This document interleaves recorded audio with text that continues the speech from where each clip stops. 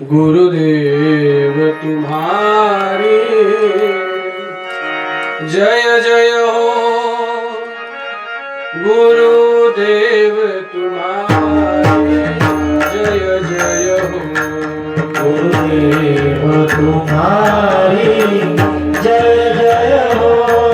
गुरुदेव तुम्हारी जय जय हो। जय जय हो। गुरुदेव तुम्हारी जय जय हो। गुरुदेव तुम्हारी जय जय हो। गुरुदेव तुम्हारी जय जय हो। अवधूत तुम्हारी जय जय हो। अवधूत तुम्हारी जय जय हो। अवधूत तुम्हारी जय जय हो। अवधूत तुम्हारी जय जय हो। गुरुजी तुम्हारी जय जय हो। सतगुरुजी तुम्हारी जय जय हो।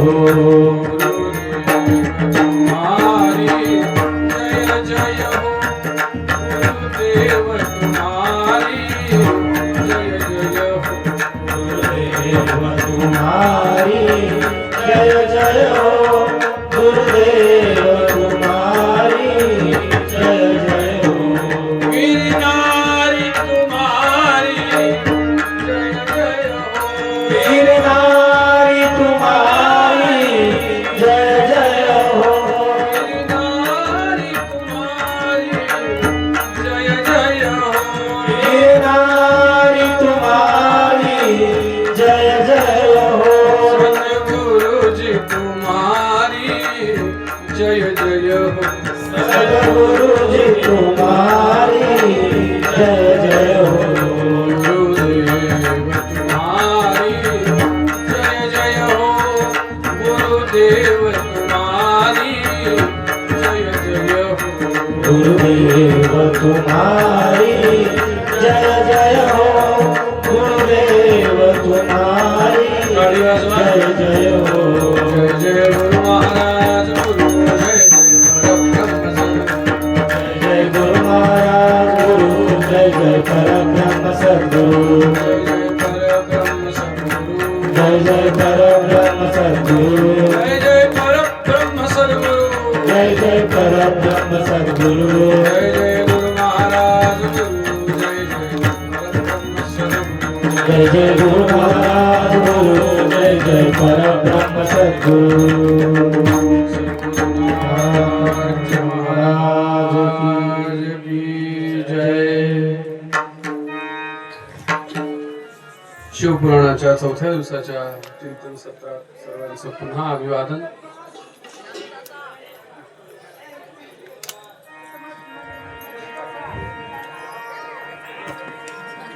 आता काय करणार? चला, तुम्हाला भोंग्यात नाही ते ना ऐकू त्यांचं. इकडे बघा, थोडा तिकडे वाढणाऱ्यांनी आवाज कमी केला तर इकडे विक्षेप होणार नाही. ए चोपदार कुठे गेला? हा, थोडा आवाज कमी करा रे बाबांनो. चला ऐका. आता भुकेल्या माणसाला काय समजू. आता ऐका. चांगुणेचा प्रसंग पाहिला. चांगुणेचा प्रसंग काही वेगळंच शिकवून गेला. 8 प्रकारच्या शिट्टी मारतोय तू आज. मला काय झालं? मी छान दिसतोय का? शिट्टी का मारतोय तू मला? तर 8 प्रकारच्या कंपेअर केल्या आपण भूमिकाल कैलास कडलाशी. आणि वेगवेगळ्या सगळ्या चिंतनातनं हे सगळं चित्र पुढे सरकत आहे. तुम्ही उत्तम श्रवण करतात. रोज पाहतोय गर्दी वाढते वाढते वाढते वाढते. भगवंताला ही कथा आवडते याचं प्रमाण कालच्या कथेमध्ये आलं. बरेच देव हाजरी लावून गेले आणि मला पण फार बरं वाटलं घरी गेल्यावर. खरंच सांगतो, असं स्वामीजी सांगायचे, ज्या कथेमध्ये देव येतो, ज्या कथेत संत स्वतःहून येतात आणि ज्या कथेमध्ये पाऊस पडतो, असं समजावं देवाला ती कथा पावली. तर खूप सुंदर अंगाने तुम्ही श्रवण करताय. चला थोडेसे प्रश्न खेळू. काल तर मला वेळ नव्हता, आज आहे जरा तर विचारतो. श्रवणाची 3 अंग सांगितली मी परवा. चला सांगा,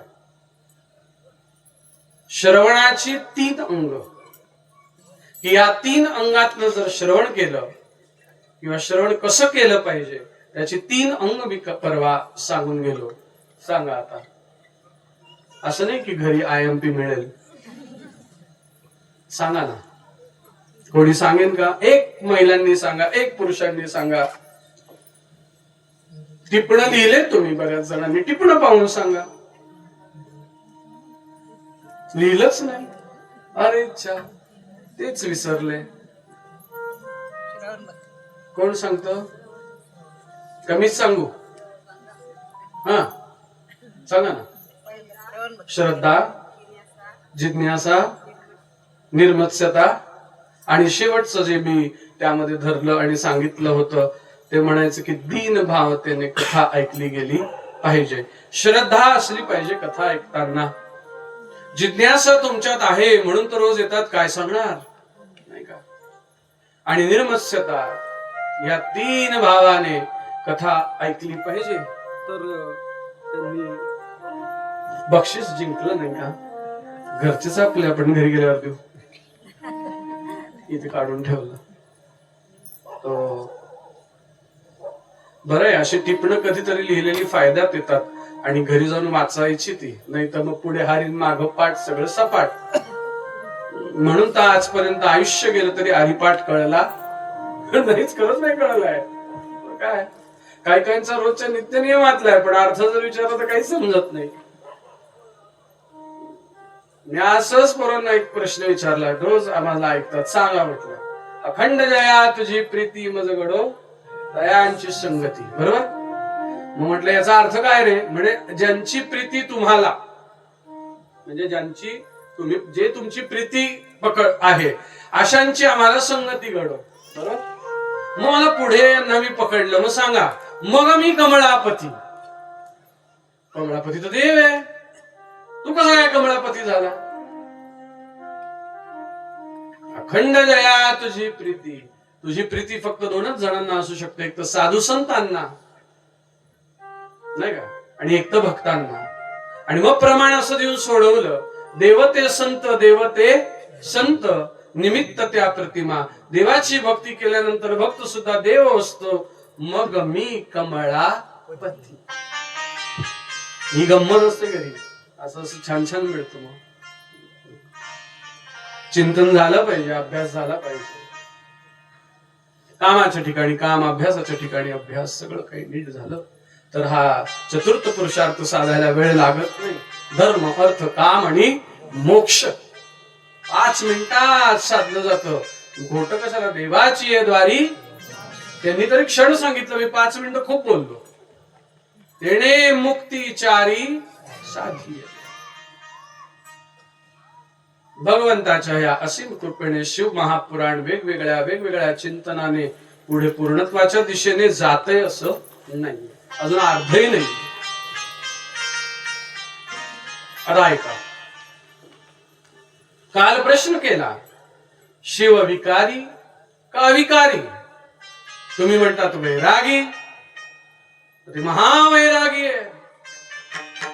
त्यांच्या वैराग्याचं काय कथन करावं? भगवान शिवांच्या वैराग्याचं कथन करताना इथे कथा सांगितली गेली. एकदा नारदांना वैरागी होण्याची हौस आली. मी शिवांप्रमाणे जितेंद्रिय व्हावं अशी त्यांची इच्छा झाली. कोणाची? देवऋषी नारदजींची.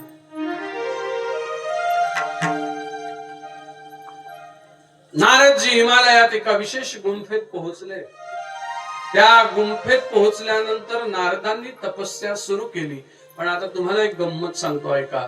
त्या गुंफेमध्ये भगवान शिवांनी कामदेवाचा विषय संपवला होता आणि रतीला वरदान म्हणून परत तो दिला होता अनंग रूपामध्ये. आणि त्या गुफेला वरदान होतं, जो इथे तपस्या करेल त्याला कामदेव त्रास देणार. कोणाला वरदान आहे? गुंफेला. का गुंफेच्या बाहेर आहे? गुंफेला.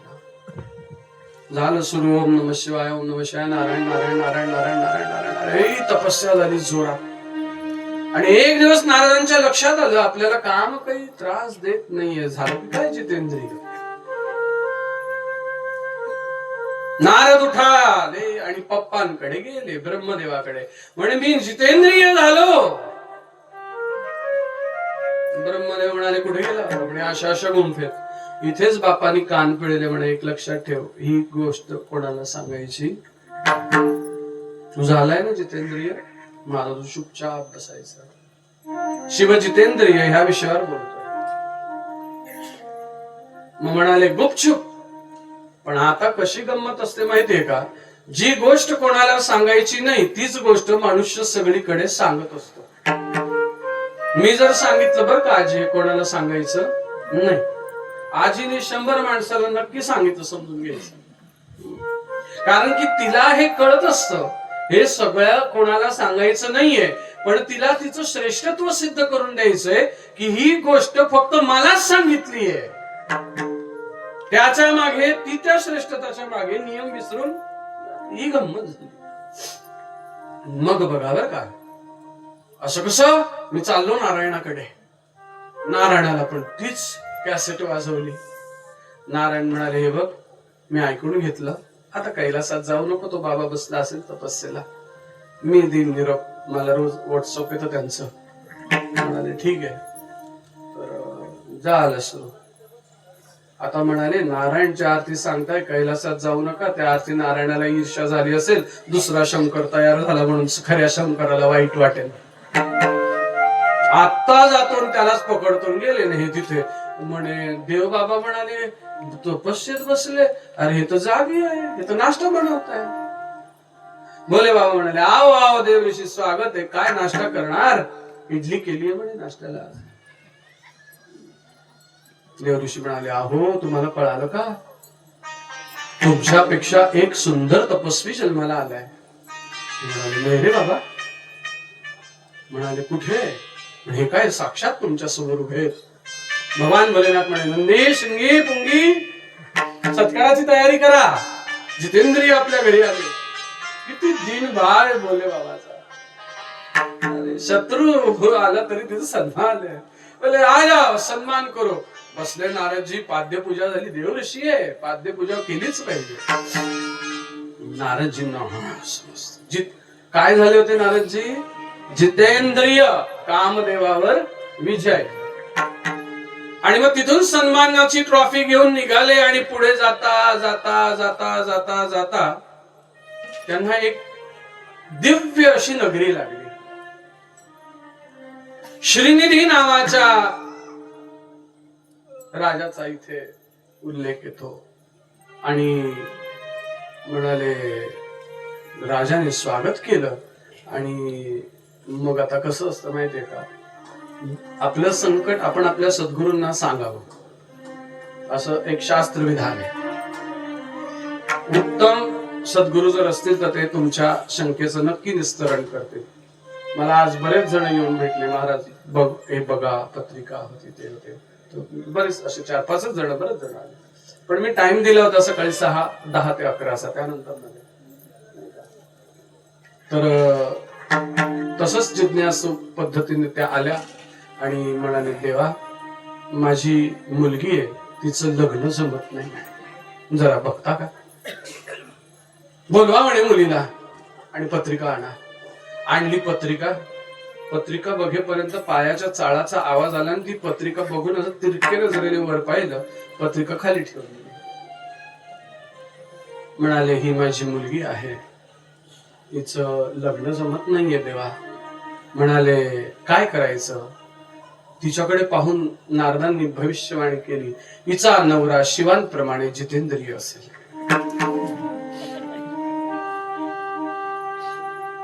शिव एकीकडे आणि तिचा नवरा एकीकडे असेल. म्हणाले हो. म्हणाले येत्या पौर्णिमेच्या दिवशी तू हिचं स्वयंवर कर, तिला शंकरापेक्षा जितेंद्रिय नवरा भेटेल म्हणे. आणि तसा जो रिवर्स मारला नारायणाकडे गेले. नारायणाला म्हणाले देवा पौर्णिमेच्या दिवशी स्वयंवराला जायचंय. श्री अनंता मधुसूदना पद्मनाभा नारायणा असं तुझं स्वरूप आहे. जगद्व्यापका जनार्दन नाही का, असं तुझं गोड स्वरूप आहे. अनंत शाही तुझं स्वरूप आहे. देवा तुझ्या एका रूपापैकी मला इतकं सुंदर रूप दे की ती मुलगी माझ्यावरच मोहित झाली पाहिजे. कोणतं दे हे नाही मागितलं. मग देव म्हणाले बघ बरं देव का. म्हणाले तथास्तु. आता यांनी आरसा पाहावा ना. उतावेळी नवरा गुडघ्याला देवानी त्याला माकडाचं तोंड दिलं आणि हे जाऊन मुद्दाम शेवट उभं राहिलं म्हणजे माझ्या जवळ येईल. ती आली अशी माळ घेत घेत घेत घेत. आता जशी ती जवळ आली का याचे हार्टबीट्स वाढायचे. आता सेकंड लास्ट नंबर आला. म्हटलं आता झालं आपलं. आणि तिने त्याला टाळलं आणि नारदजींनी खाली मान घातली अशी आणि म्हणाली आता घाला. ती गेली पुढे आणि तिच्या शेजारी नारदांनी पाहिलं नारायण उभे. तिने घातली नारायणाच्या गळ्यात. नारद म्हणे काय बेईमानी केली. म्हणे तू काय बोलला. तुझं एक कोणतंही स्वरूप मला दे. मग तू आरसा पाहायचं तुझं काम होतं. तेव्हा नारदांनी आरसा पाहिल्यावर कळालं माकड. मग म्हणाले नारायणा मी तुला शाप देतो. जसं मी पत्नी पत्नी करत हिंडतोय ना तसं तू पुढच्या अवतारात पत्नी पत्नी करत हिंडशील राम आणि सीता. तुला शाप देतो. तेव्हा भोले बाबा प्रगट झाले. म्हणाले माझ्या इष्टांना शाप देऊ नका. ब्रह्मदेवाने आणि नारायणाने नारदांची समजूत काढली. मग नारदजींना कळालं की या पृथ्वी तलावर जितेंद्रिय फक्त कोण आहे. भगवान शिव आहे. दुसरे या पृथ्वी तलावर कोणीही जितेंद्र नाही. नावलाख जितेंद्र आहे. याचं पण जितेंद्र नाही का. नावलाख जितेंद्र आहे ना. पण कसे जितेंद्र आहे पृथ्वी तलावर. नाव आहे गंगाधर आंघोळ नाही महिनाभर असे जितेंद्र.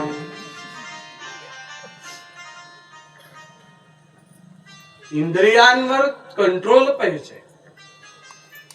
तंत्र साधनेमध्ये पण हाच भाग सांगितलाय. काम मद मत्स्य मुद्रा मैथुन्य या ज्या 5 प्रकारे भगवंताची साधना सांगितली तंत्रशास्त्रामध्ये त्यामध्ये सुद्धा जरी ते शास्त्र भगवतीला प्राप्त करण्याचं साधन आहे पण त्यावर पण कंट्रोल सांगितलंय. आम्हाला सांगा ना यांनी लग्न का केलं.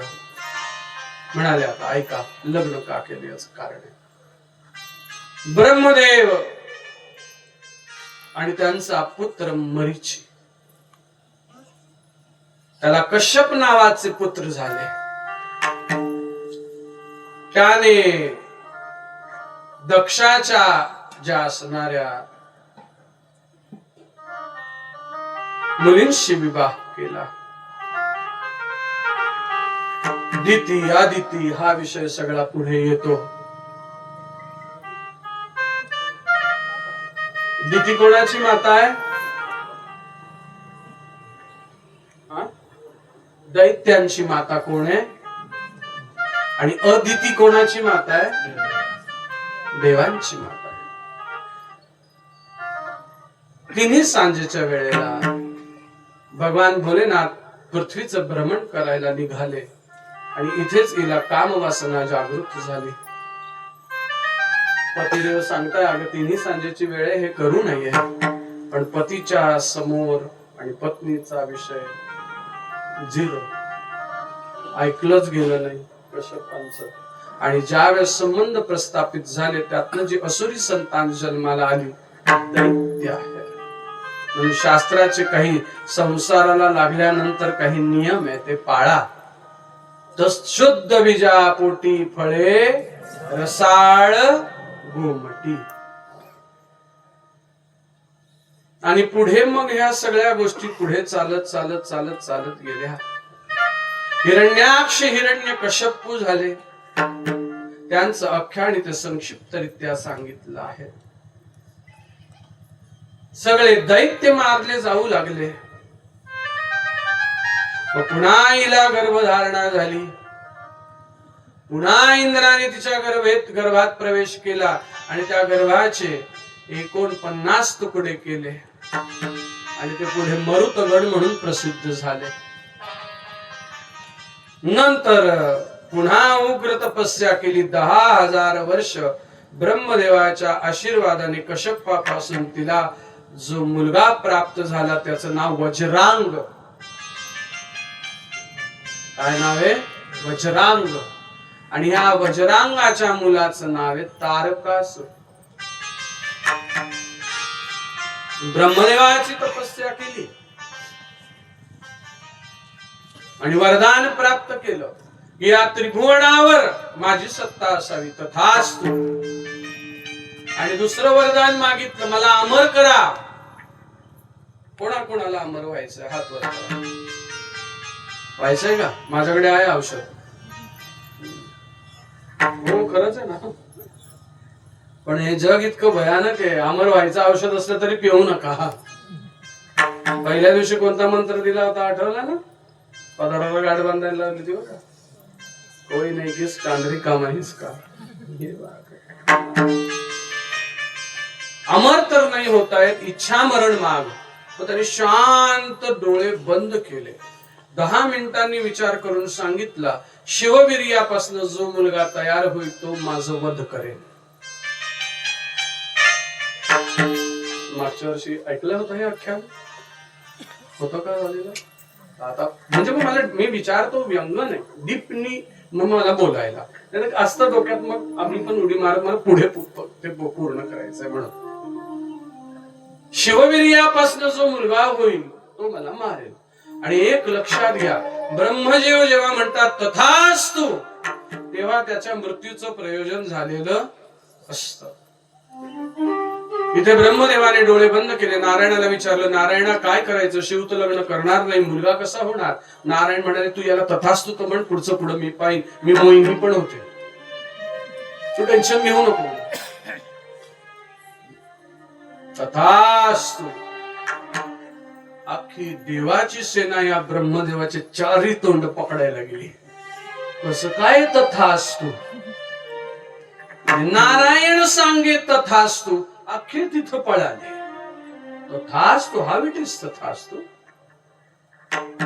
हे बघा म्हणजे जे तथास्तु ही प्रेरणा झाली आहे ती आदि माया शक्तीच्या कृपेने झाली. हे देवी भागवत आणि शिवपुराणाचं गुंतलंय. इथे शिवांच्या प्रेरणेने नाही, शिवजीची आराधना करतात ती परांबिका शक्ती.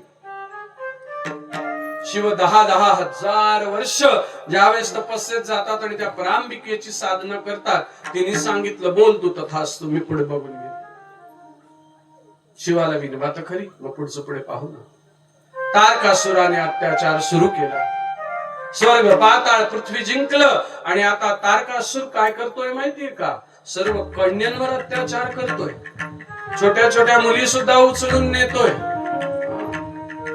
कन्यांवरचे अत्याचार देव कधीही सहन करत नाही. आणि घरचे माणसं म्हणून अजून त्याच्या पुढचं बोलून जातो. थोडं आत्मचिंतन करा. आपण त्या कक्षेत बसलो का, बसणार का, बसलोत? आत्मचिंतन करा. भगवान श्रीहरी असो, नारायण असो किंवा त्रिदेव असो, कुठलेही देव असो, ज्यांनी स्त्री गर्भाचा गर्भपात केलाय त्यांनी अगदी सोमयज्ञ जरी केला तरी देव त्यांच्या हातून आयुष्यात कधीच पूजा स्वीकारत नाही. कधीच नाही. लिहून देतो इथे. तुम्ही या वाटलं असतं घरी, मी जिथे थांबलो तुम्हाला पुराणाच्या पेज सकट दाखवतो. डॉक्टरकडे जातात, सोनोग्राफी करतात, आत मुलगा आहे का मुलगी आहे पाहतात आणि गर्भपात करतात. बेशरम, लाज नाही वाटत? होऊ दे ना चांगल्या 7 जणी बहिणींना 8वा काना. काय प्रॉब्लेम आहे तुला?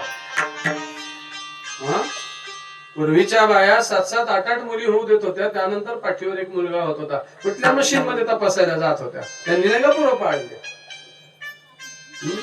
जिथे मुलींचा गर्भपात झालाय, आता कोणी केलाय, कोणाकडनं झालाय, त्याला भगवान शिव माझ्या माध्यमातून हा उपदेश नक्की करता, भैया तू कितना भी दिन रात मुझे पकडले, मी तुला पावणारच नाही. कारण की एक भ्रूण हत्या 1000 गायी मारल्याच्या बरोबर आहे. सोच लो अभी. आता मी अजिबात म्हणणार नाही हात वर करा, काही गरज नाही पडली या सगळ्या गोष्टी. का मुलगी घराचा वंश पुढे नेऊ शकत नाही का? काय वाईट आहे मुलीमध्ये? शास्त्राने तर मुलीला इतका अधिकार दिलाय, जर मुलगा नसेल तर आई वडिलांचं अंत्यविधीपासून तर सगळ्या गोष्टी मुलगी करू शकते. तर शास्त्र इतकं मुलीला सन्मान देतो, तर माणसाने मुली नाकारल्या का? वंशाच्या दिव्यासाठी? आपली इस्टेट जावायला मिळेल याच्यासाठी? अरे जावायला मिळू दे, नाही तर मुलीला मिळू दे, तर सुनेला मिळू दे, तू छातड्यावर किती नेते हे सांग. किल्लो भर सोनं घालायची म्हातारी सिन्नरला होती. मौतीला गेलो तर लंकेची पार्वती गेली, लंकेची पार्वती. तिच्या कानामध्ये फक्त कुडकं ठेवले होते, कुडकं तोडाभराची न तर म्हातारी घालायची. मी तर बघतच राहिलो आणि त्या दिवशी वास्तवता कळाली रे देवा. छी. म्हटलं आजीचं सोनं तेवढ्यात त्या मांजरी उठल्या मुली आमचं. आईचं सोनं कोणाचं? आणि आईच्या साड्या सासूच्या सुनेच्या. काय बोलायचं? टाटा असो, अंबानी असो, जगातला सर्वात श्रीमंत माणूस असो, त्याला जाळलं कुठं जातं? त्याच्या घरात का मसनात? बोला ना. मसनात. जिथे तुम्ही जळतात तिथं ते पण जळतात. फक्त फरक एवढा आहे, ते गाईच्या तुपात जळतात आणि चंदनात जळतात. तुम्ही आम्ही बाबळीत आणि टायरात जळतो, पण जळतो मात्र दोघं. जळतो मात्र त्याला जळायला गाईचं तूप टाकतात, तुम्हाला घासलेली डिझेल टाकतात. पण जळावं मात्र सगळ्यांना. एवढं सगळं कळतंय, याचा अजून सुंदर विचार पुढे सांगेन बघा. एवढं सगळं कळतंय तर तुम्ही मुलींना मारून टाकतात गर्भातल्या गर्भामध्ये. अरे 3, 4, 5 महिन्याचा गर्भ आहे ना बेटा, तो अबॉर्शन होत नाही, त्याचे तुकडे करून काढतात. तुकडे, पाय, हात, तुकडे तुकडे करून काढतात. हे लक्षात ठेवा. कसंही अरे जनावरांपैकी मांजर, आता काय बोलावं, जनावर तरी आपल्या लेकरांना नीट सांभाळतात. बघा ही माणसं. म्हणून तर कुठेतरी म्हणतात माणसा परीस मेंढर बरी.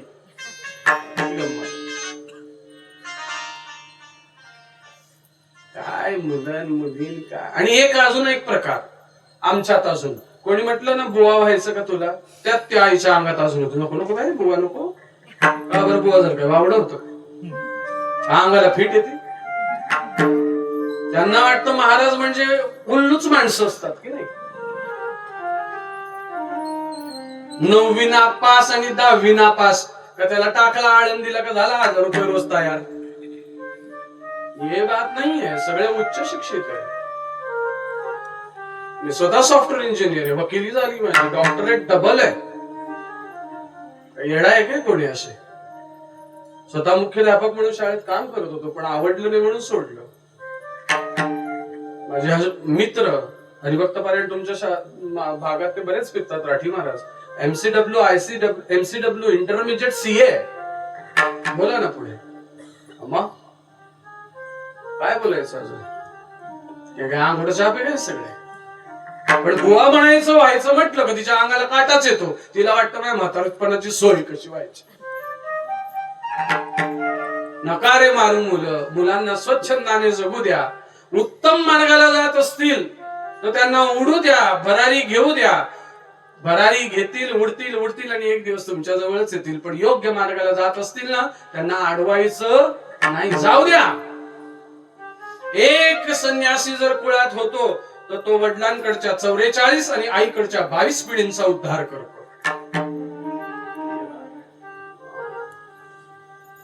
चला ऐका पुढे आता. मग म्हणाले नारायण तुम्ही ही जिम्मेदारी घेतली पराशक्तीकडनं, तुम्ही तुमचं बघून घ्या आता शंकरांना कसं करायचं. नारायण म्हणाले असं करूया, सगळे जण सकाळी सकाळी लवकर इथं माझ्याजवळ जमा.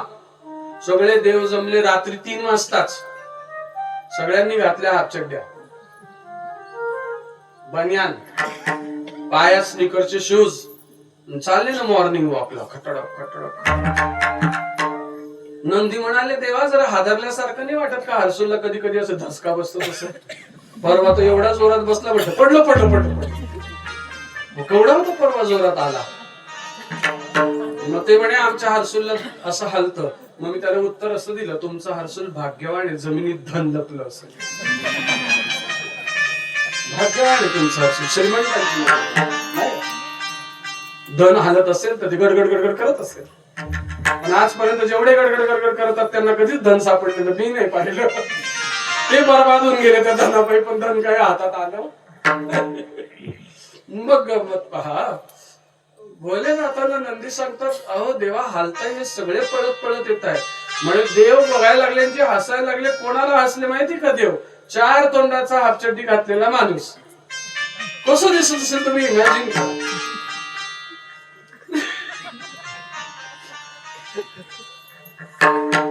साधू संत येती घरा तोची दिवाळी. पण तो कुठपर्यंत दिवाळी दसरा असतो माहितीये का ग? जोपर्यंत सप्ताह संपला आणि दुसऱ्या दिवशी जर महाराज कधी परत जास्तीचा राहिला का मग दिवाळी दसरा अजिबात.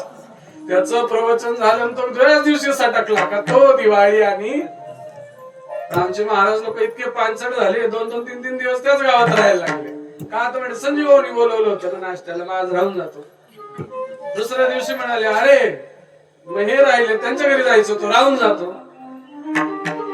ही बात हवी. देव म्हणाले आहा परम भाग्य हो भाग्य, आज एवढे सर्व देव न बोलवता माझ्या कैलासावर आले. काय प्रयोजन? नंदी म्हणाले जाऊ द्या हो तिकडे, प्रयोजन बियोजन जाऊ द्या. मग सगळ्यांना विचारलं काय घेणार? कारल्याचा ज्यूस. आता ते नाटकच असतात ना सकाळी सकाळी मॉर्निंग. कारल्याचा ज्यूस, बिटाचा ज्यूस, आवळ्याचा juice, black tea, black coffee. पूर्वीच्या काळात काय होतं तरी मग तरी पावसात कामाला जायची टाकाटक राहायची. 100 चाळे आले आणि त्याच्या मागे 200 रोग आले. हो ना. आता काय सांगतात माहिती का? डायबिटीस असला तर मिक्स जेवण अन्न खा, म्हणजे सगळं धान्य मिक्स करा आणि त्याची पोळी खा. का पूर्वीच्या काळी डायबिटीस नव्हता का? काय बोलायचं. मग सगळ्यांना विचारलं काय घेणार काय घेणार काय घेणार काय घेणार. सगळ्यांनी सांगितलं आम्ही हे घेणार ते घेणार ते घेणार ते घेणार. सगळं काहीतरी सगळ्यांचे नाश्ते तयार झाले. मग नारायण कसे म्हणतात नाही का ओ शंकरराव, याचं नाव शंकर आहे ना. म्हणाले बोला नारायणराव. म्हणजे चला जरा फिरून येऊ तुमचं घर बघून. मग मी घेतलं असं गळ्यात हात घातला. काय म्हणे कसं काय चाललं? म्हणे बरं चाललंय. तुम्हाला ताण पडत असेल ना, सगळंच तुम्हाला करावं लागत असेल. म्हणे काय सगळं? म्हणे धुनी भांडी. नाही म्हणे भांडी करतो नंदी, धुनी करतो शिंगी.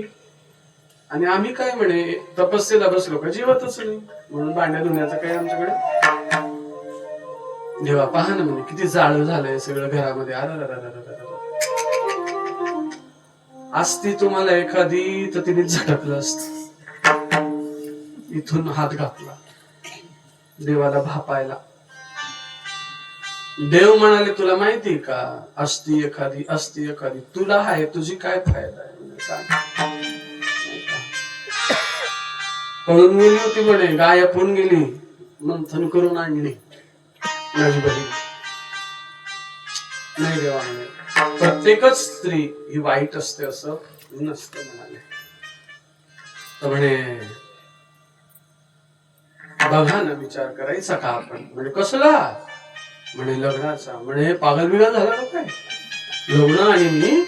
हे नको नको, हे बायांची कटकटच नको. 4 जरी आले तरी दिवसभराचा शीन येतो भाऊ. आता ऐक, इकडं टोपे सगळे, इकडं पदर, माझी एक पार्टी, यांना आपण पार्टीतनं गाळून देऊ. संजीव माझ्या पार्टीत येणार का? हो म्हणा. हो म्हणा. तू येणार? सगळे माझ्या जेंट्स माझ्या पार्टीत आले.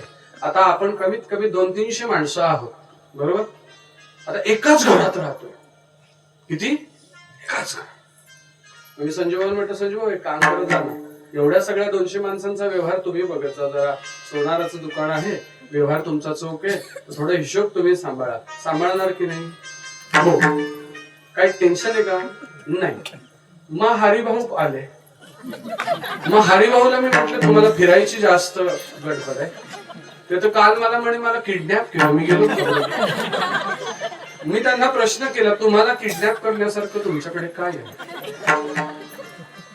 मग हरिभाऊंना म्हटलं, तुमचं गावात जास्त फिरणं असतं, तुम्ही दूध आणायला जा. जाणार की नाही?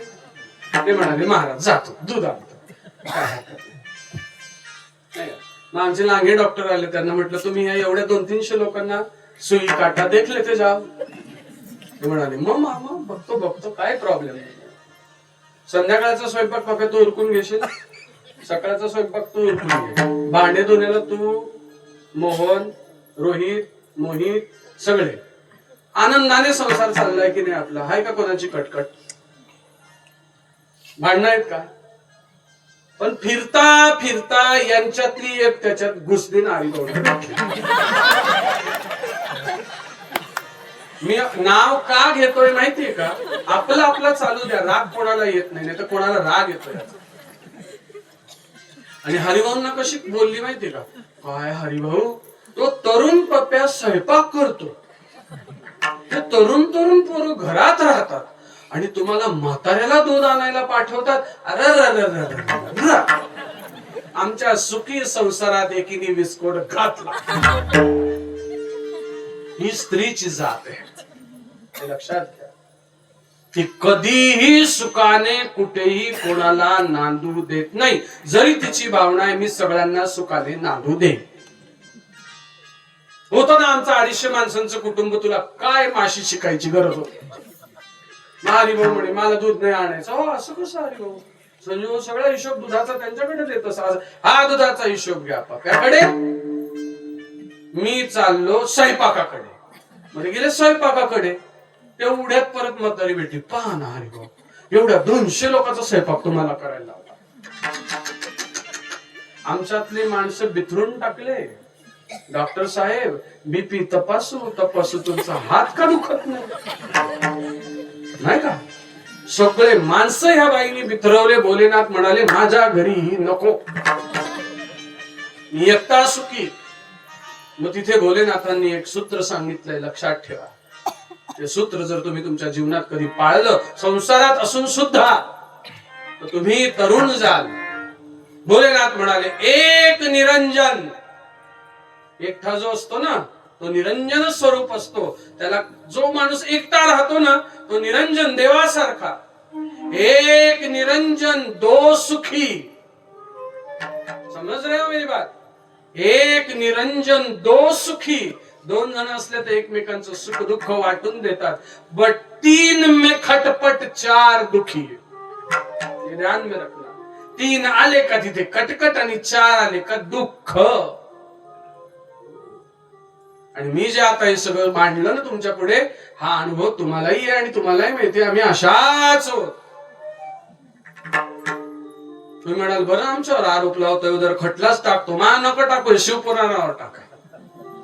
चालल्यास देवावर केस. ते एका पिक्चर मध्ये नाही टाकली होती का त्या परेश रावलने देवावर केस, तशी टाका उद्या. No no no. पण देवा, एक गडबड झाली आहे. आदिमाया शक्तीच्या कृपेने मी वरदान देऊन बसलोय तारकासुराला की तुमच्या पुत्रापासून त्याला मृत्यू येईल. तर हे बघा, 2 मिनिटं थांबा. आणि टीव्ही स्क्रीन चालू केली आणि पाहिलं तर मुलींवर अत्याचार होताना भगवान शिवांनी पाहिले. भगवान शिव जरा नाराज झाले आणि म्हणाले, उद्या सकाळी विचार करायला, तोपर्यंत वेळ द्या, उद्या सकाळी विचार करू. हे कसले घरी गेले, बाहेरच दाराच्या बाहेर राहिले रातभर कैलासात किडकिडकिडी थंडी. सकाळी 4ला शंख वाजला तसे आत शिरले. देवा काय ठरलं? देवा म्हणाले, जगाच्या कल्याणा संतांच्या विभूती. चला माझी विभूती मी देतो, पण मुलगी कशी शोधाल तशी माझी 1-2-3 अटी आहे, तशी मुलगी शोधा. पहिली अट ऐका का आता.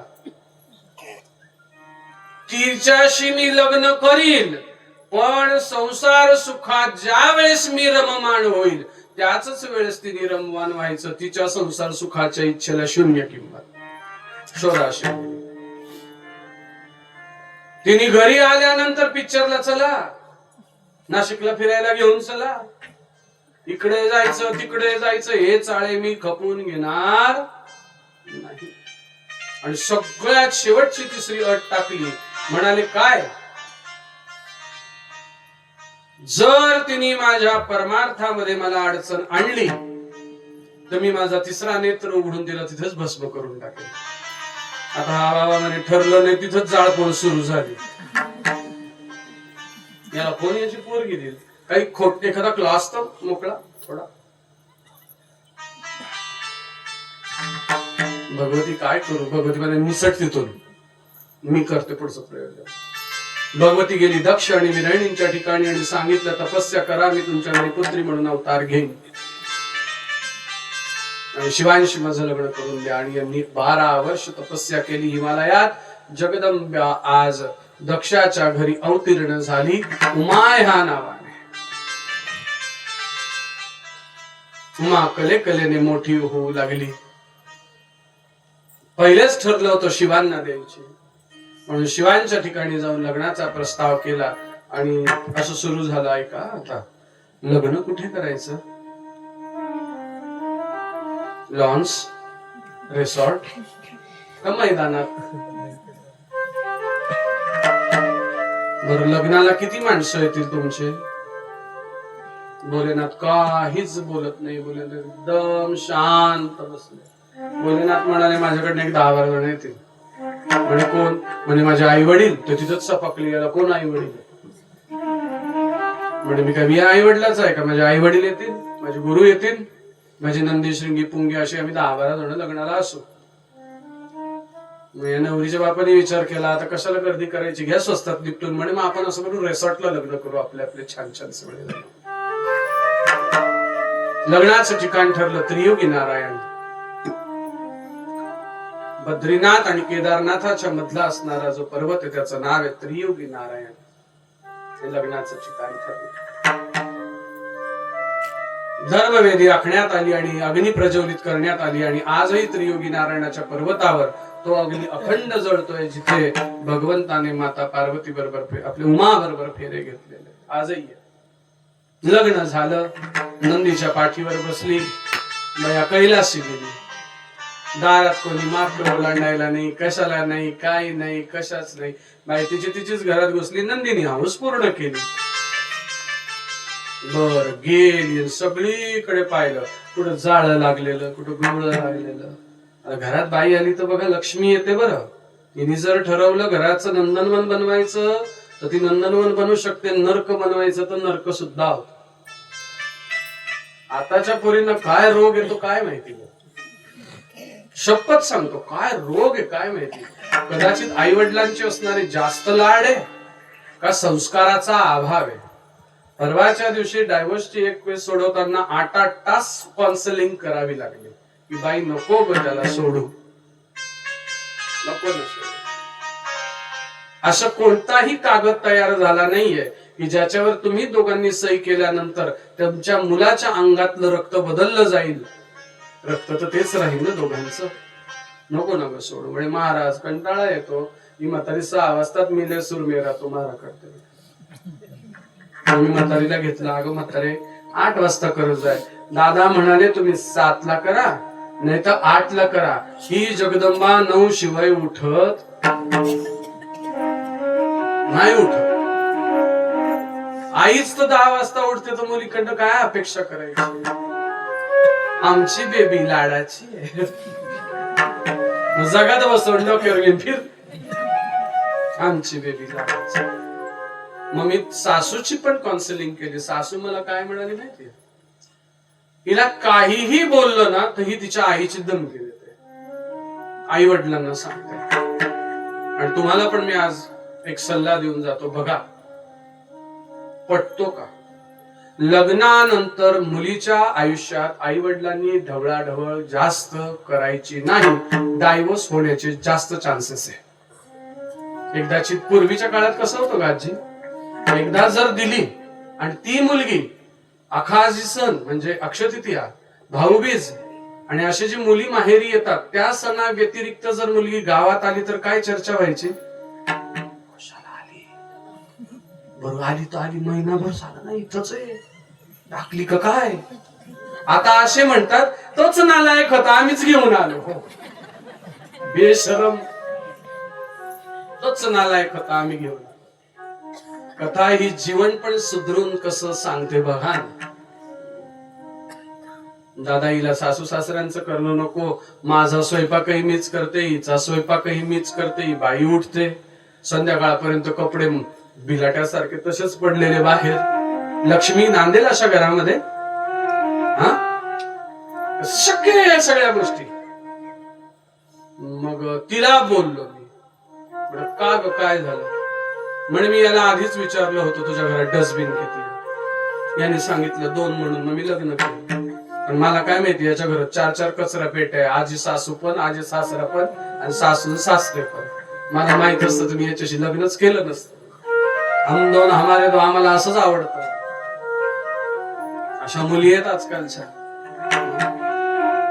झाडता झाडता म्हणे महाराज मी चमचा झाडला तर माझी सासू मला म्हणते सुनबाई चमचा उचलून ठेव. म्हटलं मग काय वाईट बोलली? मग मी पण तिला बोलले गप्प बस, माझ्या आईने हुंड्यात दिलाय. हे बात आहे आजकाल सगळीकडे चाललेलं. सुधरा, मुलींना चांगलं वळण लावा, चांगल्या बनवा.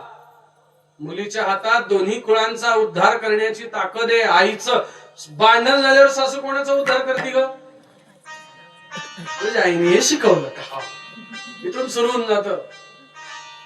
पण चांगलं झाल्यावर ती कधीच म्हणत नाही आईकडनं शिकून आली. सासू कशी म्हणते, मग तिला काही येत होतं का? मी शिकवलं इथं आल्यावर. तिला डाळीतला फरक कळत नव्हता, ती सगळ्या डाळीला पिवळी डाळ म्हणायची. वरण लावायला लावलं तर हरभऱ्याची डाळ लावली. मी शिकवलं. म्हणून या भ्रमात राहू नका. सासू ही सासू असते आणि सून ही काय असते? सूनच असते. आम्ही जातो ना, आम्ही कधी कधी कोणाच्या घरी पाय लावायला, आठवलं का? पाय लावा म्हणजे कशा सांगतात माहितीये का? ही आमची सून आहे, आमच्या मुली सारखीच आहे. खरंच आहे हे वाक्य? करा बरं हातवर. तेव्हा एक हातवर मिळाला. आता सुनांना विचारतो, चला ग, ही तुमची आई आहे का आत्या आहे? सांगा. एक हात तोही नाही वर आला. काय भामटेच नातं आहे सगळं. चला 2 मिनिटात फक्त स्पष्ट करून पुढे निघतो. हे मला बोलायचं नाही जास्त, पण गंमत म्हणून तुम्हाला एक सांगतो. चला तुम्ही थांबा बरं का, तुम्ही फक्त न्याय द्यायचा पुरुषांनी. आता चला तुमच्याशी खेळतो. मुलगी तुमची आणि अचानक घरी आली आणि घरी आल्यानंतर तुम्ही कुरडायांचा 20-25 किलोचा गाठ घालून ठेवलाय. धाड दिवशी तुमची पिंटी दारात आली. आता काय टेन्शन आलं? मुलगी आली, तिला बघू का कुरडाया बघू तो काय? एवढ्यात तुमची पिंटी कशी बोलली, आई नको टेन्शन घेऊ म्हणे, तू 20 किलोचा टाकला, मी काय 40 किलोचा पाऊस पाडून आली म्हणे. मी आली ना, आता तुला कुरडाया करू लागतील. आईला मी लगेच चेव चढला. ती सुनेला तशीच सांगायची रात्रभर, 40 किलोचं टाकलं, 40 किलोचं टाकलं. सुन बाई म्हणे हो ना बाई 40 किलोचं टाकलं नाही. आणि आईने रात्री काय केलं माहिती का ताई? तिच्या घराचे जे ती पिंडी झोपली ना, त्या बेडरूमचे पडदे घेतले, एसी दिला फुल करून. आता ही पिंटी अलार्म लावायचं विसरून गेली आणि हिच्या लक्षात नाही राहिलं की सकाळी काय प्रकार करायचा आपल्याला, पाऊस पाडायचा आहे. ही गेली कुंभकर्णासारखी झोपून.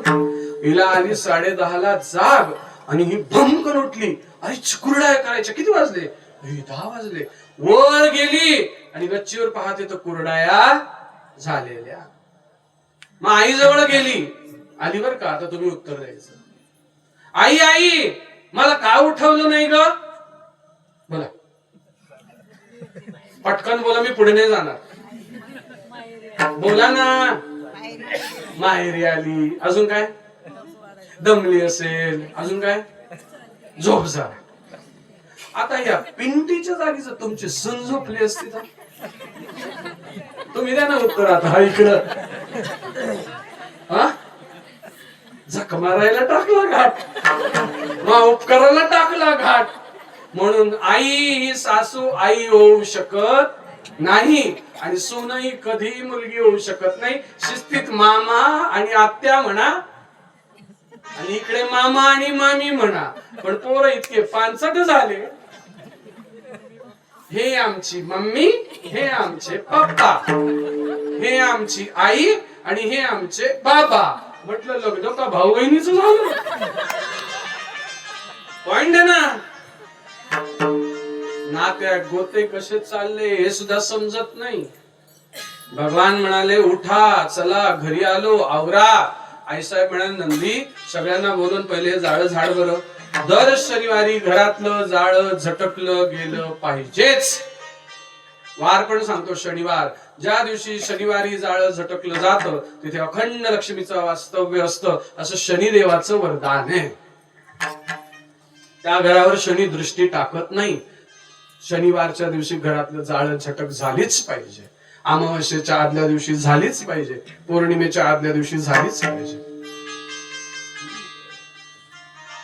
जाळ जुळ झटकलं आणि मग पुंगी शंगी निंगी सगळ्याचे होते ते बोलले मम्मी कुठे गेली? काय मग कुठे गेली काय माहिती. त्या शंगीला एवढी मोठी काहीतरी यादी दिली किराण्याची, तो गेला घ्यायला. म्हणे बरं किराणा बिराणा आला ना. मम्मीने कसली हाताची मेहंदी बिंदी सगळी धुतली, वनवार खोचली, चूल पेटवली.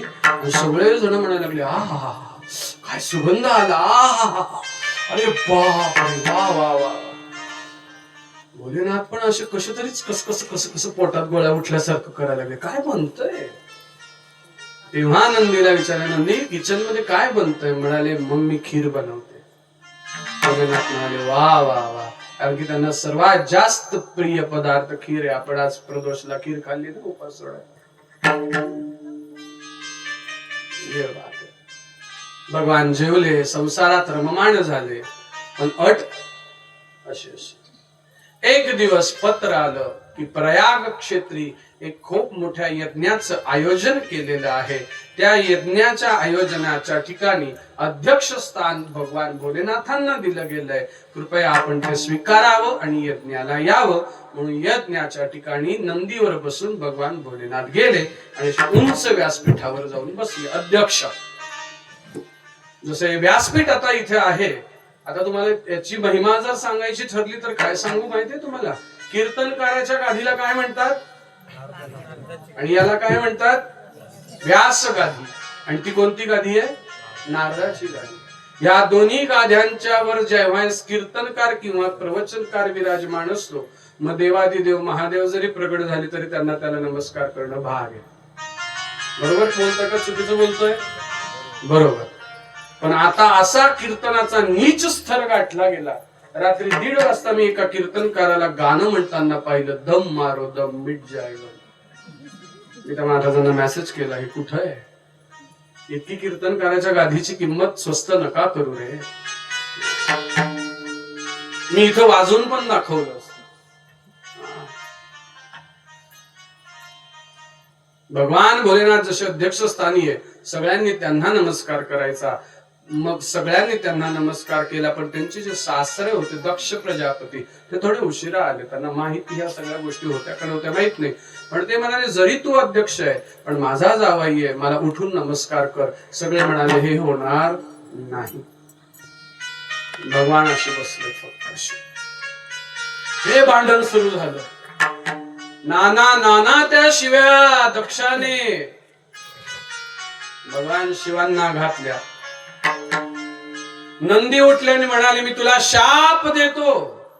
माझ्या स्वामींना ज्या मुखाने तू शिव्या घालतोय ना ते मुख तुटेल आणि तिथे बकऱ्याचं मुख लागेल.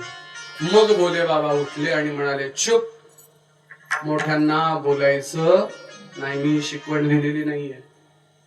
तरी तो थांबेना. शेवटी भोले बाबांनी नंदीचा हात धरला सासऱ्यांना नमस्कार केला आणि तिथून निघून गेले.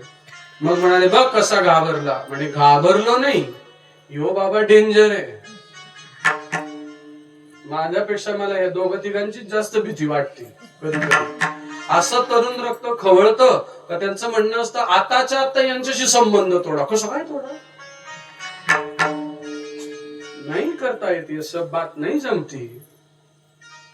म्हणून मी एकदम नमून जातो. मग हे बाब, मग त्यांना वाटतं दादा जरा नमले, असं कुछ नाही करता. शेवटी गुलामाचं हुकुमाचं एक माझ्या हातात आहे. झालं. घरी आले पण बायकोला सांगितलं नाही. काय मन नाराज करायचं. मी पण त्यांच्या ऋषीवर एका भल्या मोठ्या यज्ञाचं आयोजन तयार केलं आणि भगवान शिवांना बोलवणार नाही अशी शपथ घेतली. आणि या चंद्राच्या ज्या बायका आहेत, नक्षत्र जे 27, तर त्या यज्ञासाठी नेमक्या चालल्या होत्या. तर त्यातली एखादी बहीण असती खोडशार, एखाद्या गरीब बहिणीची चेष्टा करणारी आहेत ना. आजही ते वास्तव्य मी माझ्या डोळ्यांनी पाहतो. एखादी बहीण जर गरीब असली आणि एखादी बहीण जर श्रीमंत असली तर त्या गरीब बहिणीला किंमत इतकी नसते जितकी तिला असते. मग म्हणाले हटकून कैलासावर विमान घेतलं हटकून. आणि ही बाई कपडे वाळत घालत होती. तिने म्हणाले हॅलो. ती म्हणाली हा बोल ना. अरे कुठे चालल्या तुम्ही सगळे? तुला माहित नाही बाबांनी यज्ञाचं आयोजन केलं? तू तर बाबांची सर्वात लाडकी लेक आहे ना. तुला बोलवलं नाहीये? म्हणे नाही ग, असं नसेल, बोलवलं असेल. का म्हणे? आजकाल बोलवलं कुठं जातं? व्हॉट्सअपला मेसेज टाकले जातात. आता काय पत्रिका देतात काय? आता व्हॉट्सअपला पत्रिका टाकताना सांगतात राग मानू नका, आम्हाला तुमच्यापर्यंत पोहोचायला वेळ नाही. मग मी पण खाली मेसेज टाकला फोन पेचा QR टाकून द्या, आहेर इथूनच पाठवला जाईल.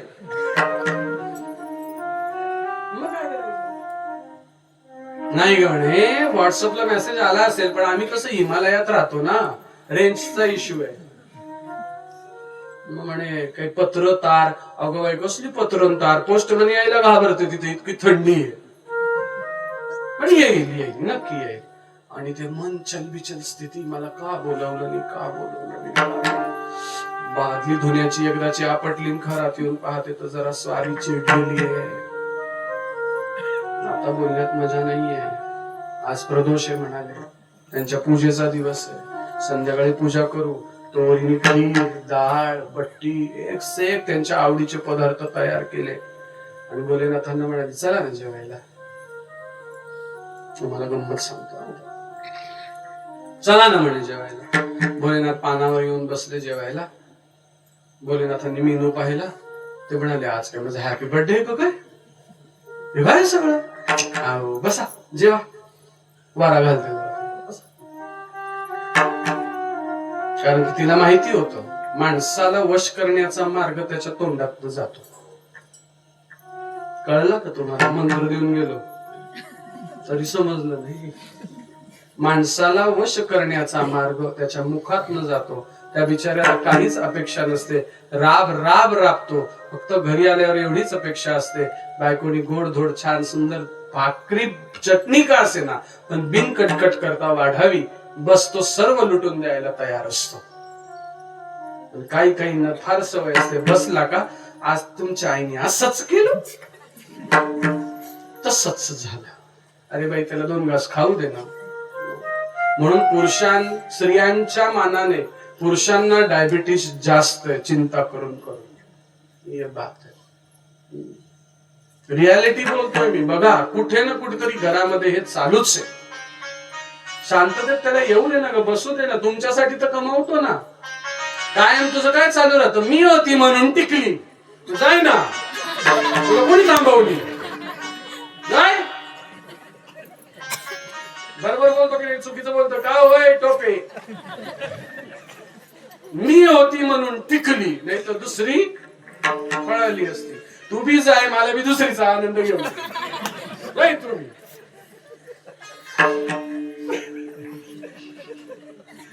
पॉइंट आहे ना यार. मी येतो स्वयंपाक करती, कमी येतो हे करती ते करती. महाराज बघा ना मी सगळं करते. म्हटलं 2 मिनिटात भांडण मिटवतो तुमच्यातलं, ऐका. तू पगार किती कमावतोय? म्हणे मला 40,000 रुपये महिना पगार आहे. म्हणजे तू काय काम करती? दोन करती, भांडे करती, डबा करती, सासू करती, नवऱ्याचं करती, झाली. आजपासून ड्युटी चेंज. तू सगळं हे करायचं, तू 40,000 घेऊन यायची मार्केट मधनं जाऊन. बाई ती दुसऱ्या महिन्यात काय म्हणाली, बरं मॅम तुझे भांड तू तुझे 40 आण कुठून पण. आज मार्केट मधनं 10 रुपये कमवणं सुद्धा कठीण झालंय, इतकं कॉम्पिटिशन झालंय. हा, आमच्यातच बघा किती झालंय. मग काय बोलायचं, सगळेच कीर्तनकार झाले. मग आता याला वश करायचं तर याला जीव घाला, अशी पंखा करते, बोले ना त्याच्या तिरके नजरेने पाहता, कस तरी गडबड आहे. जेवण जेवण झालं. आता ह्या बाईनी कधी पाय दाबले? पाय दाबायची ड्युटी कोणाची? नंदीची. ती म्हणते तुम्ही मला सगळे काम सांगा, पण मी पाय दाबणार. पाय दाबायची ड्युटी नंदीची, नाही का? ती अचानक पाय दाबायला बसली, बोलेनात म्हणाले काय पाहिजे बोल. समजून गेली, काय पाहिजे बोल. कसं आहे म्हणे, पप्पांनी ना एका यज्ञाचं आयोजन केलं आणि माझ्या बहिणींनी मला सांगितलं आणि तेव्हापासून असं वाटतंय चला ना आपण जाऊया का.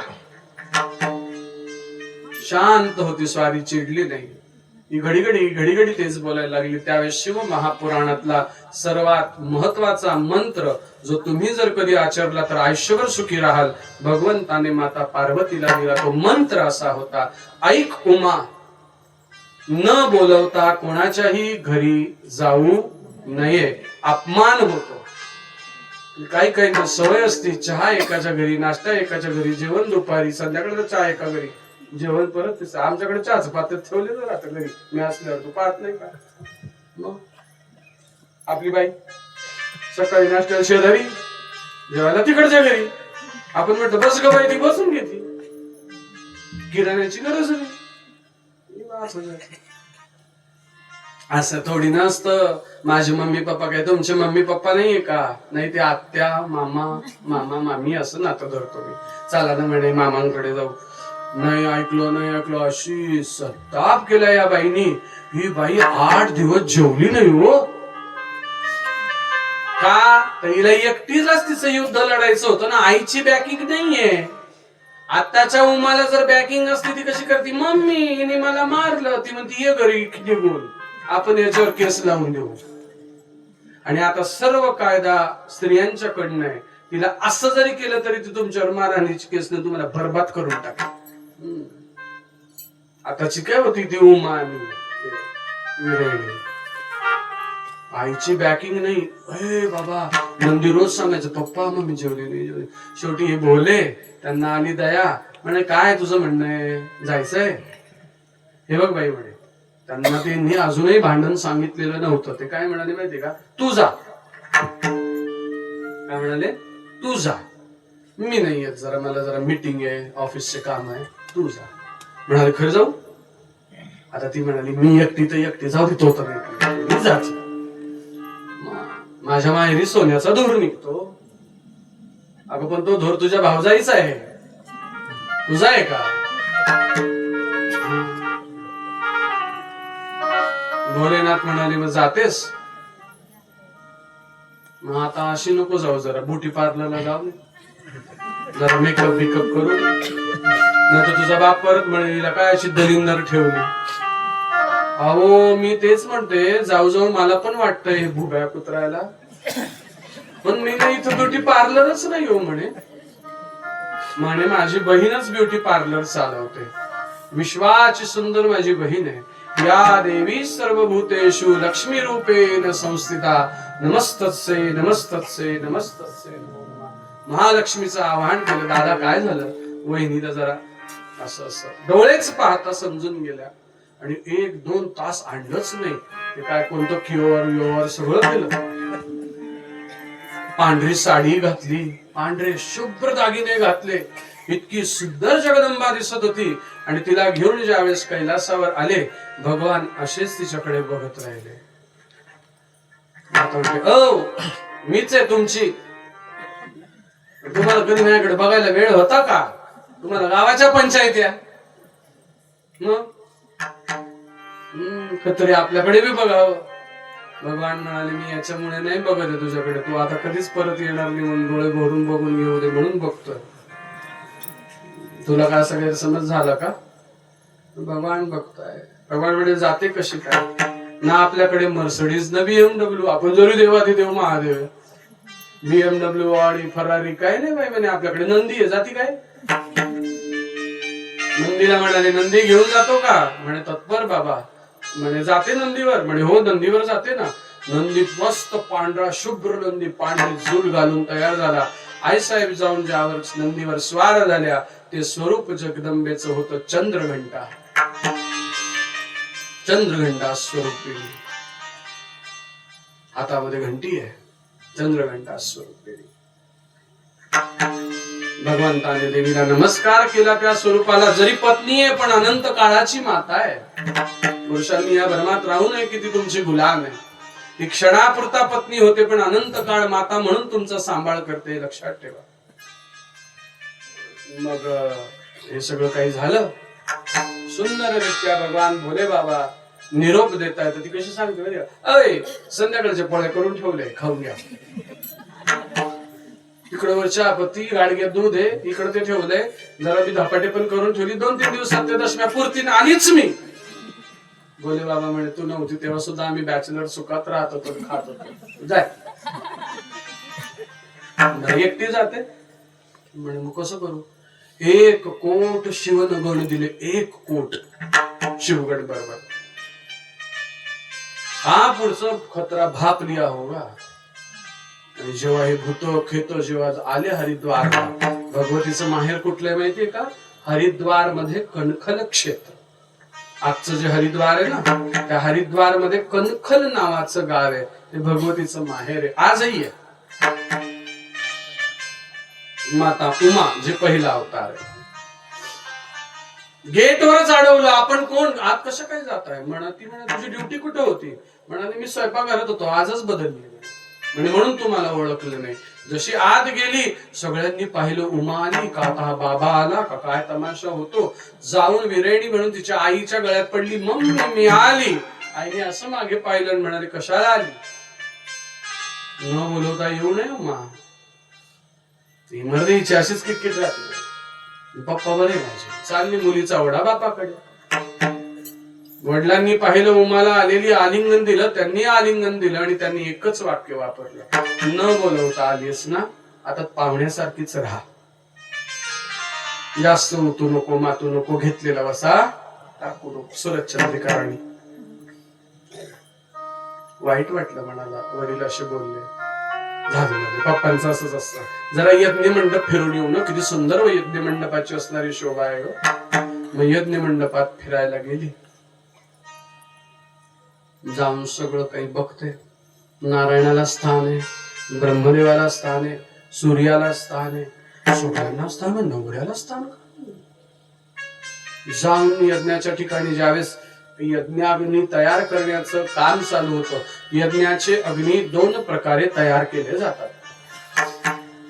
जर तो पूर्ण वैदिक आणि शास्त्राला धरून सगळे नियम पाळून जर यज्ञ असेल तर यज्ञाचा अग्नी कापराचा चालत नाही. त्याला मंथाग्नी करावा लागतो. शमी वृक्षाची मंथनी असल्याने लाकूड असतं आणि जोरजोरात ओढावं लागतं. त्यातनं जो अग्नी येतो त्यावर तो यज्ञ होतो. त्याला मंथाग्नी यज्ञ असं म्हणतात. आणि जे तुम्ही आम्ही पाठीमध्ये स्वाहा करतो, पाठीतला यज्ञ देव स्वीकारत नाही. बरं, यज्ञ कुंडाची माप असतात. 1.5 बाय 1.5, 1.25 बाय 1.25. कुठल्या उद्देशाने यज्ञ करायचं त्या मापाने यज्ञ कुंड बनतो. मग त्यामध्ये कापूर लावतात. मग तो त्या ओढ्या पुरता तेवढ्या कामासाठी केलेला यज्ञ. झालं. आले बाबा, यज्ञात माझे मिस्टर कुठे? तुझे मिस्टर म्हणजे काय? तो स्मशानात राहणारा, गांजा पिणारा. ही बाई ही म्हणाली याला काय झालं? याला लग्नाच्या आधी दिसलं नव्हतं का गांजा पितो, स्मशानात राहतो, भूतांमध्ये राहतो. खरंच वास्तव्य सांगू का, आमच्या सारख्यांनीच खराब केलं भगवान शिवांना. गांजा पितो.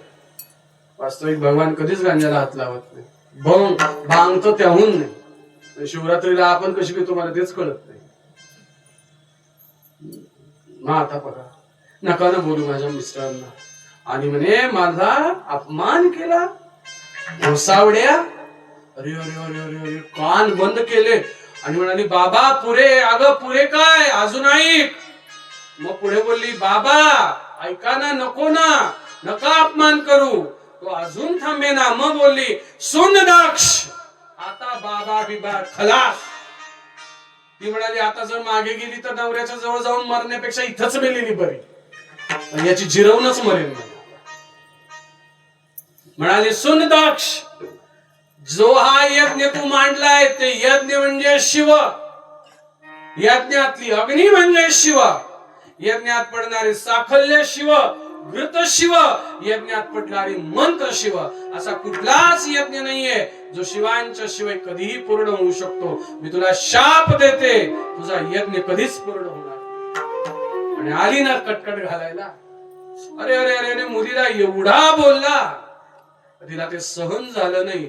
जगदंबेने जठराग्नी प्रगट केला.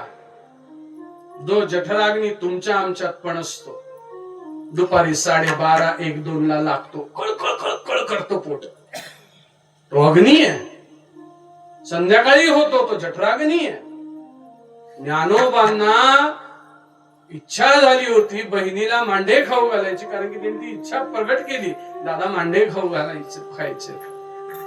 खापर तुम्ही आम्ही मिळू दिलं नाही हो. ए बुवा कीर्तनकार, खापर तुम्ही आम्ही मिळू दिलं नाही. आणि आज रामकृष्ण हरी म्हणून कोट्यावधीच्या गाड्या केल्या, त्यांच्याच नावावर कोट्यावधीच्या इस्टेट केल्या आपण. दादा खापर नाही मिळालं, पण काळजी करू नको, मांडे भाज.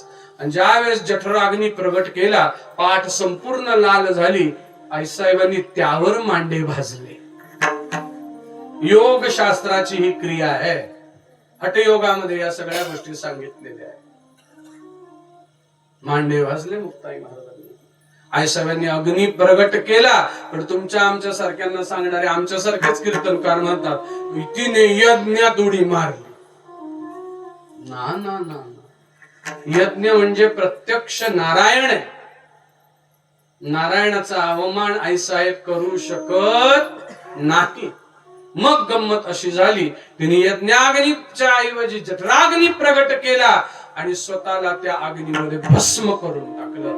वर जाणंही नको, शिवांना तोंड दाखवणंही नको, कारण की या रूपात शिवांचा मी 2 वेळा अपमान केला रे. पहिल्यांदा असं, आणि दुसऱ्यांदा मी त्यांची एका हट्टाने परीक्षा पाहिली. हे कारण ऐका आता. घडी घडी राम राम राम राम करतात. आज पाहते राम कसा आहे. म्हणून राम ज्यावेळेस सीता मैयाला शोधायला निघाले होते, तर प्रभू श्री रामांच्या समोर तुळजापुराच्या पुढे क्षेत्र आहे, जे येळेश्वरी नावाचं क्षेत्र आहे. त्या येळेश्वरी क्षेत्राच्या ठिकाणी जगदंबेने सीता मैयाचा असणारा अवतार घेतला आणि लक्ष्मणा पुढे येऊन उभी राहिली. भाऊजी मी आले ना.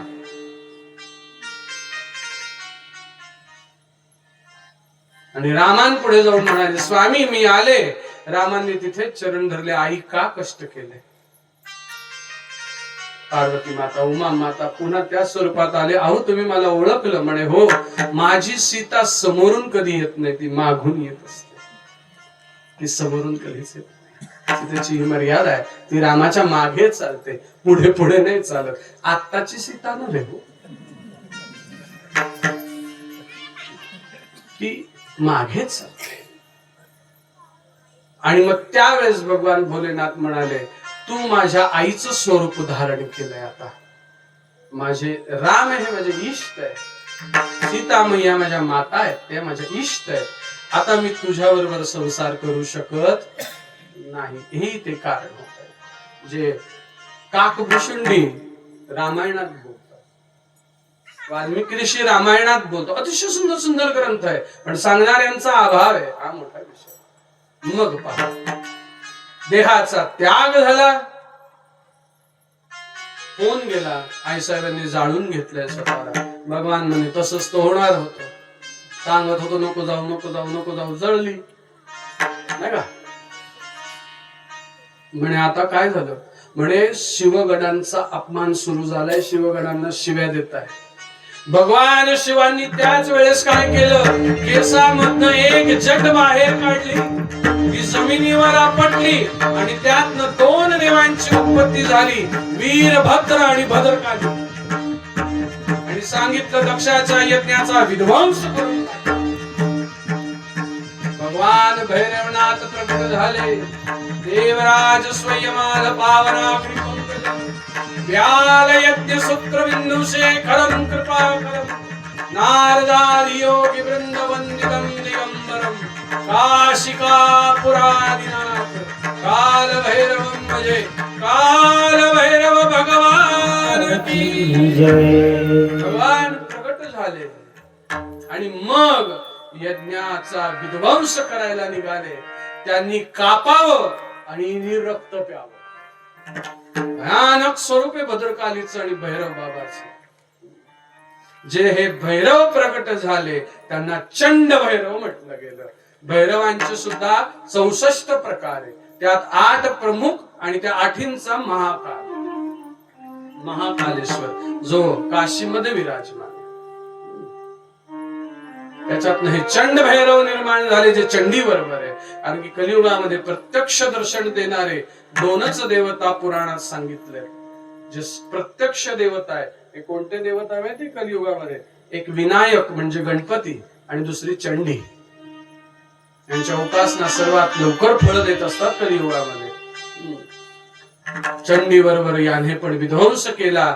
दक्षाचं मुंडक कापण्यात आलं. दक्ष अनन्य शरण गेला. भगवान शिवांच्या कृपेने त्याला परत बकऱ्याचं तोंड बसवण्यात आलं. याचा अर्थ काय, जो जास्त बडबड करतो त्याला आपण काय म्हणतो, हे बस ना काय बकऱ्यासारखं काय करतोय, बक बक बक बक बक बक बक बक.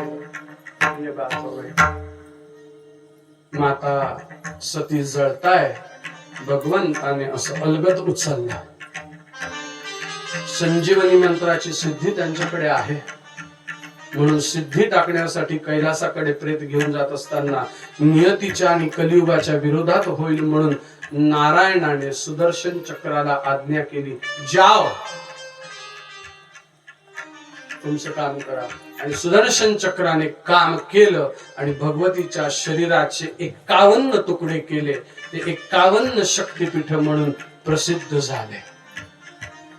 मग आपल्या महाराष्ट्रात किती शक्तिपीठ आहे? 12. पण देवी भागवताच्या असणाऱ्या शक्तिपीठांमध्ये याची कुठेही यादी शृंखला नाही.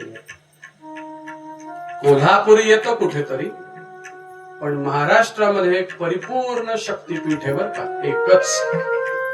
ते आहे आमच्या नाशकात. त्याचं नाव आहे भद्रकाली मंदिर. साक्षी गणपतीचं मंदिर आहे भद्रकाली. त्या एरियालाच भद्रकाली म्हणतात. त्याच्या मागे भद्रकाली मातेचं मंदिर आहे. त्या ठिकाणी देवीची ही हनवटी पडलेली आहे आणि तिथे भगवती भद्रकाली माता आहे आणि विक्रांत भैरव. पण नाशिककरांचं दुर्दैव असं आहे, त्यांना हे काहीच माहित नाहीये. माहित होतं का? तेव्हा हे पण चालले अशाच अभ्यासच आम्ही करत नाही ना, सांगणार काय पुढे. आपल्याला एकच शक्तिपीठ कळतं, वनीची आई. तिची बी नावाची लय गंमत आहे भाऊ. कोणी तिला वनीची आई म्हणतो, कोणी 18 भुजी, कोणी सप्तशृंगी, आणि गावाची बातल्या माणसाने तिच्या नावाचं तर फार भजन लावून टाकलं, चतुर्शिंगी. म्हटलं ही चतुर कशी झाली चतुर्शिंगी व्हायला? शृंगी तर म्हणाले, ते शिंगी करून टाकलं तिला. 51 तुकडे, 51 शक्तिपीठ.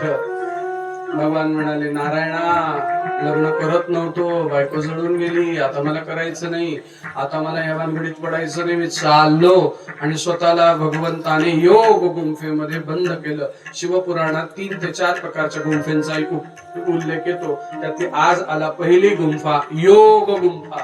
काय नाव आहे? मी उद्या विचारेल. बघा मी परवाचा हाच विचारलं. योग गुंफेमध्ये बंद केलं आणि स्वतःला आवरून घेतलं. तारकासुराचा अत्याचार एवढा वाढतोय, एवढा वाढतोय, एवढा वाढतोय. काय करावं आता, कसं करावं म्हणून सगळे जण देवी भगवतीच्या जवळ गेले आणि प्रार्थना केली. या देवी सर्व भूतेषु शक्ती रूपेण संस्थिता, आईसाहेब प्रगट व्हा. आईसाहेब प्रगट झाल्या, म्हणाले बोला काय पाहिजे. विनंती करतो पुत्री रूपाने पुन्हा जन्माला या. हे बघा ना कसं काय चाललंय. म्हणाले अरे मी आई आहे, मी तर तुमची विनंती ऐकून येईन, पण बाबा आता तो नाही ऐकायचा. नाही म्हणाले आई या अवतारात मॅनेज बाबालाही तुम्हीच करा. नारायणाला म्हणाले तू जा ना मॅनेज करायला. तो म्हणे मला भस्मने करून घ्यायचंय माझं स्वतःच, तुम्हीच मॅनेज करा. भगवती म्हणाली शक्य नाही, पण मी ट्राय करेन. Try but don't try. ठीक आहे करू बघू. म्हणे यंदा अवतार मी घेईन हिमवंत आणि मैनेच्या ठिकाणी. कारण की मैना ज्यावेळेस दक्षाच्या बायकोला दिवस गेले त्यावेळेस तिच्या सेवेसाठी होती आणि ती नेहमी म्हणायची बायग अशी मुलगी मला झाली असते. तिची ती इच्छा पूर्ण करण्यासाठी मी तिच्या घरी जाणार आहे. तिला सांग हिमालयात जाऊन तपस्या कर. 36,000 वर्ष यांनी तपस्या केली. किती? 36,000 वर्ष तपस्या केली.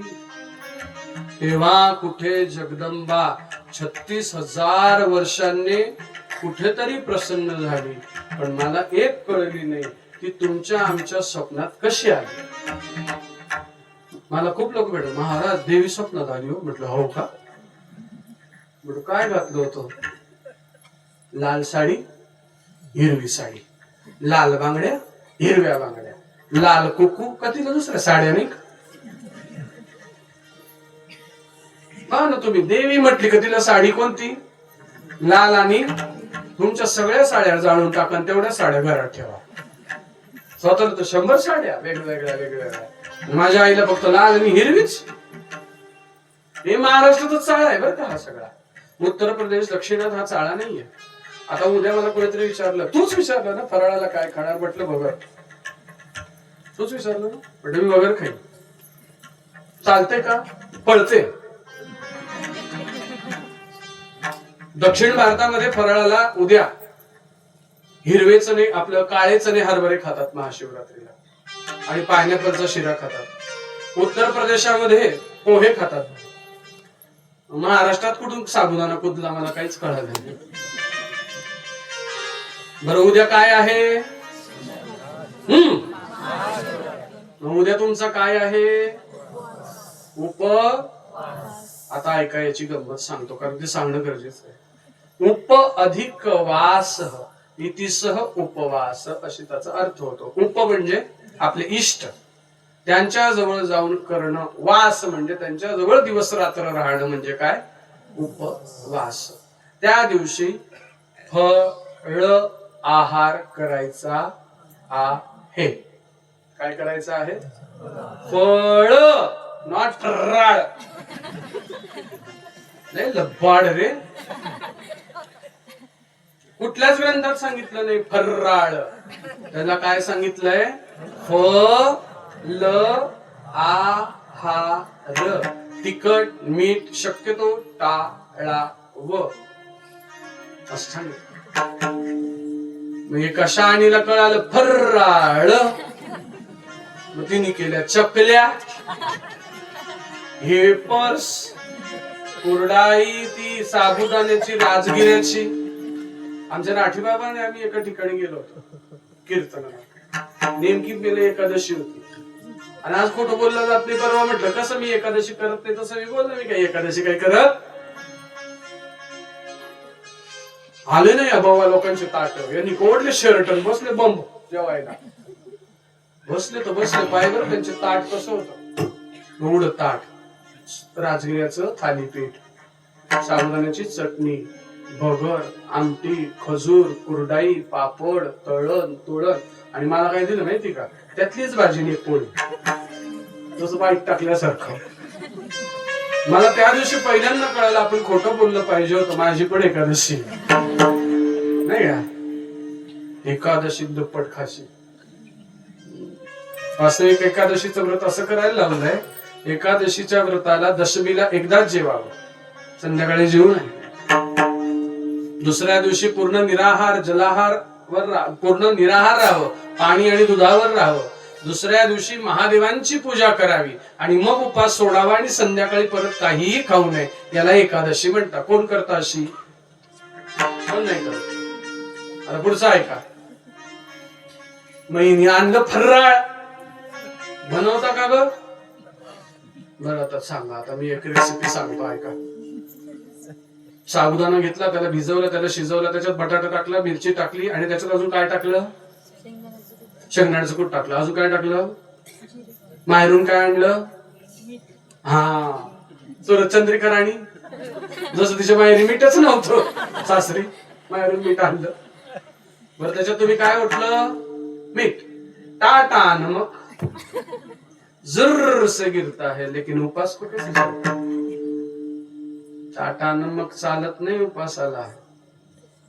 कारण की मिठाच्या बाबतीत असा न्याय दिलेला आहे की एका आचमनात ज्यावेळेस अगस्तींनी समुद्र पिला त्यावेळेस बाष्पीभवनाची क्रिया थांबली आणि तो त्यांनी लघवी वाटे सोडला आणि तेव्हापासून समुद्र खारा झाला आणि त्याच्यापासूनच हे मीठ तयार झालं. म्हणजे त्याला अगस्त्यमूत्र म्हटलं गेले म्हणून हे उपासाला चालत.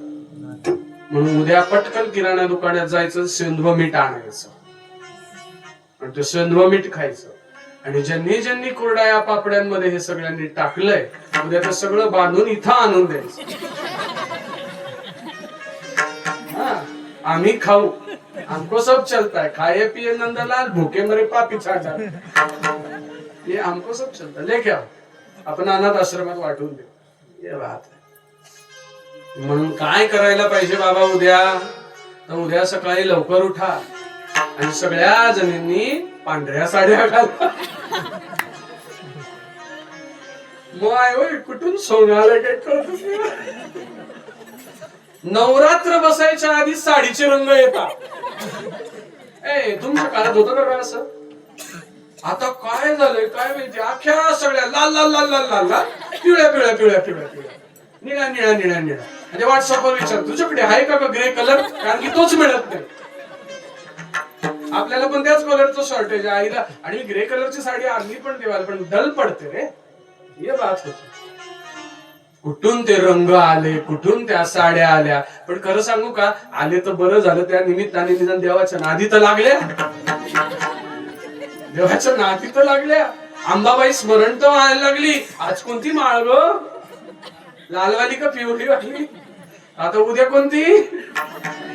अख्ख्या पांढरे तुम्ही सगळे बघले पहा तुम्ही उद्या. आता चाललेलं मस्त एकदम. आणि असं त्या पाताळेश्वराला धरतील उद्या का? तो पाताळेश्वर मला आजच फोन करून सांगतो, मी येऊ का बाबाच्या घरी राहायला? अरे काय हंगामी देव करतात रे तुम्ही. आला आला ताप, देव माझा बाप. आता गेला ताप, मी देवाच्या बापाचा बाप. असा तर तुमचा देव आहे रे, नाही का? म्हणून तर माझ्या संतांना ओरडावं लागलं, आपला तो एक देव करुणी घ्यावा, एकाच ठाई सर्वांना पाहणं. म्हणे बाबा शिवरात्रीचं व्रत कसं करावं? तर पहिली गोष्ट एक लक्षात घ्या, समजून सांगतो. व्रत कोणतं आहे उद्या? का शिव दिवस? रात्र. म्हणून हे कुठलं व्रत आहे? रात्रीचं व्रत आहे. 4 प्रहराच्या पूजा सांगितल्या. संध्याकाळी 6:30 ते 9:30, 9:30 ते 11:30, 12. सर्वात सुंदर पूजेचा मुहूर्त आहे 12:30 ते 1:45. या दरम्यान तर करा म्हणजे कराच. त्यानंतर मग पुढे पहाटे आणि मग सूर्योदय, असे 4 प्रहर सांगितले. पण 12:30 पासून तर 1:45 पर्यंत भगवंताची पूजा केलीच पाहिजे. मग काय करू? काय करू नये? पूजा करून दुसरीला बी जागा दे, नाही तर तूच बस पूजेला. हे बात नको ना, दुसरीला बी जागा दे ना. आता ते पंडितजींनी सांगून ठेवलं, इकडं ना तिकडं तोंड करा, अख्ख्या इकडंच बसायला चालल्या. त्यांनी बी विचार करून सांगावं ना, सगळं पॅक होऊन गेलं ना. मग महादेवाच्या इकडं तोंड करावं, नानीचं तिकडं, अख्ख्या बाया तिथंच पडता. इकडून कोणी बसना, इकडून बी कोणी बसना. का महादेवाला सगळी हरीची या दासा, हरी दाही दिशा. कुठेही बसा, देवाचं स्मरण केलं तर तो सगळ्या ठिकाणी हजर आहे.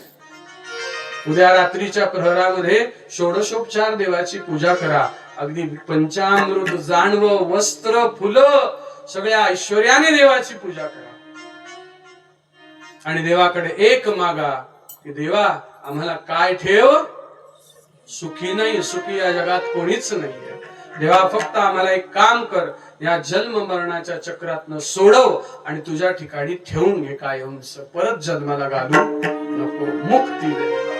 आणि भोलेनाथ मुक्ती देण्यासाठी समर्थ. उद्या असं म्हटलं जातं शिवतत्व या पृथ्वी तलावर लाख पटीने वास्तव्य करणारे, इतकी पावर उद्या इथे राहणार आहे. म्हणून शिवांकडनं मागताना पण काय मागितलं. आंधळ्याच्या घरी लक्ष्मी आली, आता काय व्हायचं.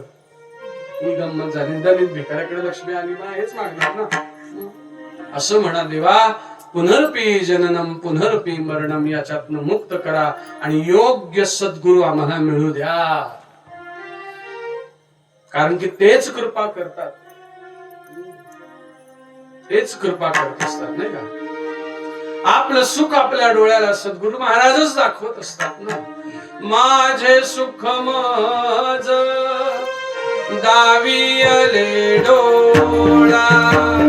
माझे सुख माझ दावियले डोळा. माझे सुख माझ दावियले डोळा. माझे सुख माझ दावियले डोळा. तिथली प्रेम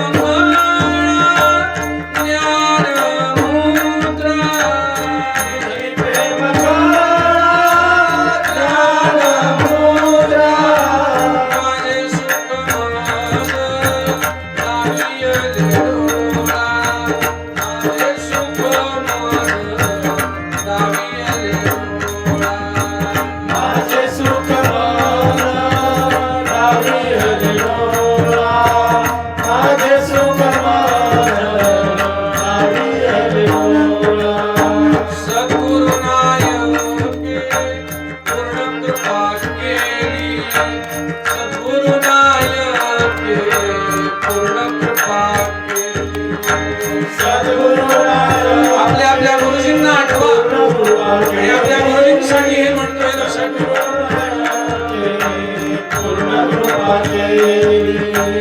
निज वस्तू दाविली माझी माझ. निज वस्तू निज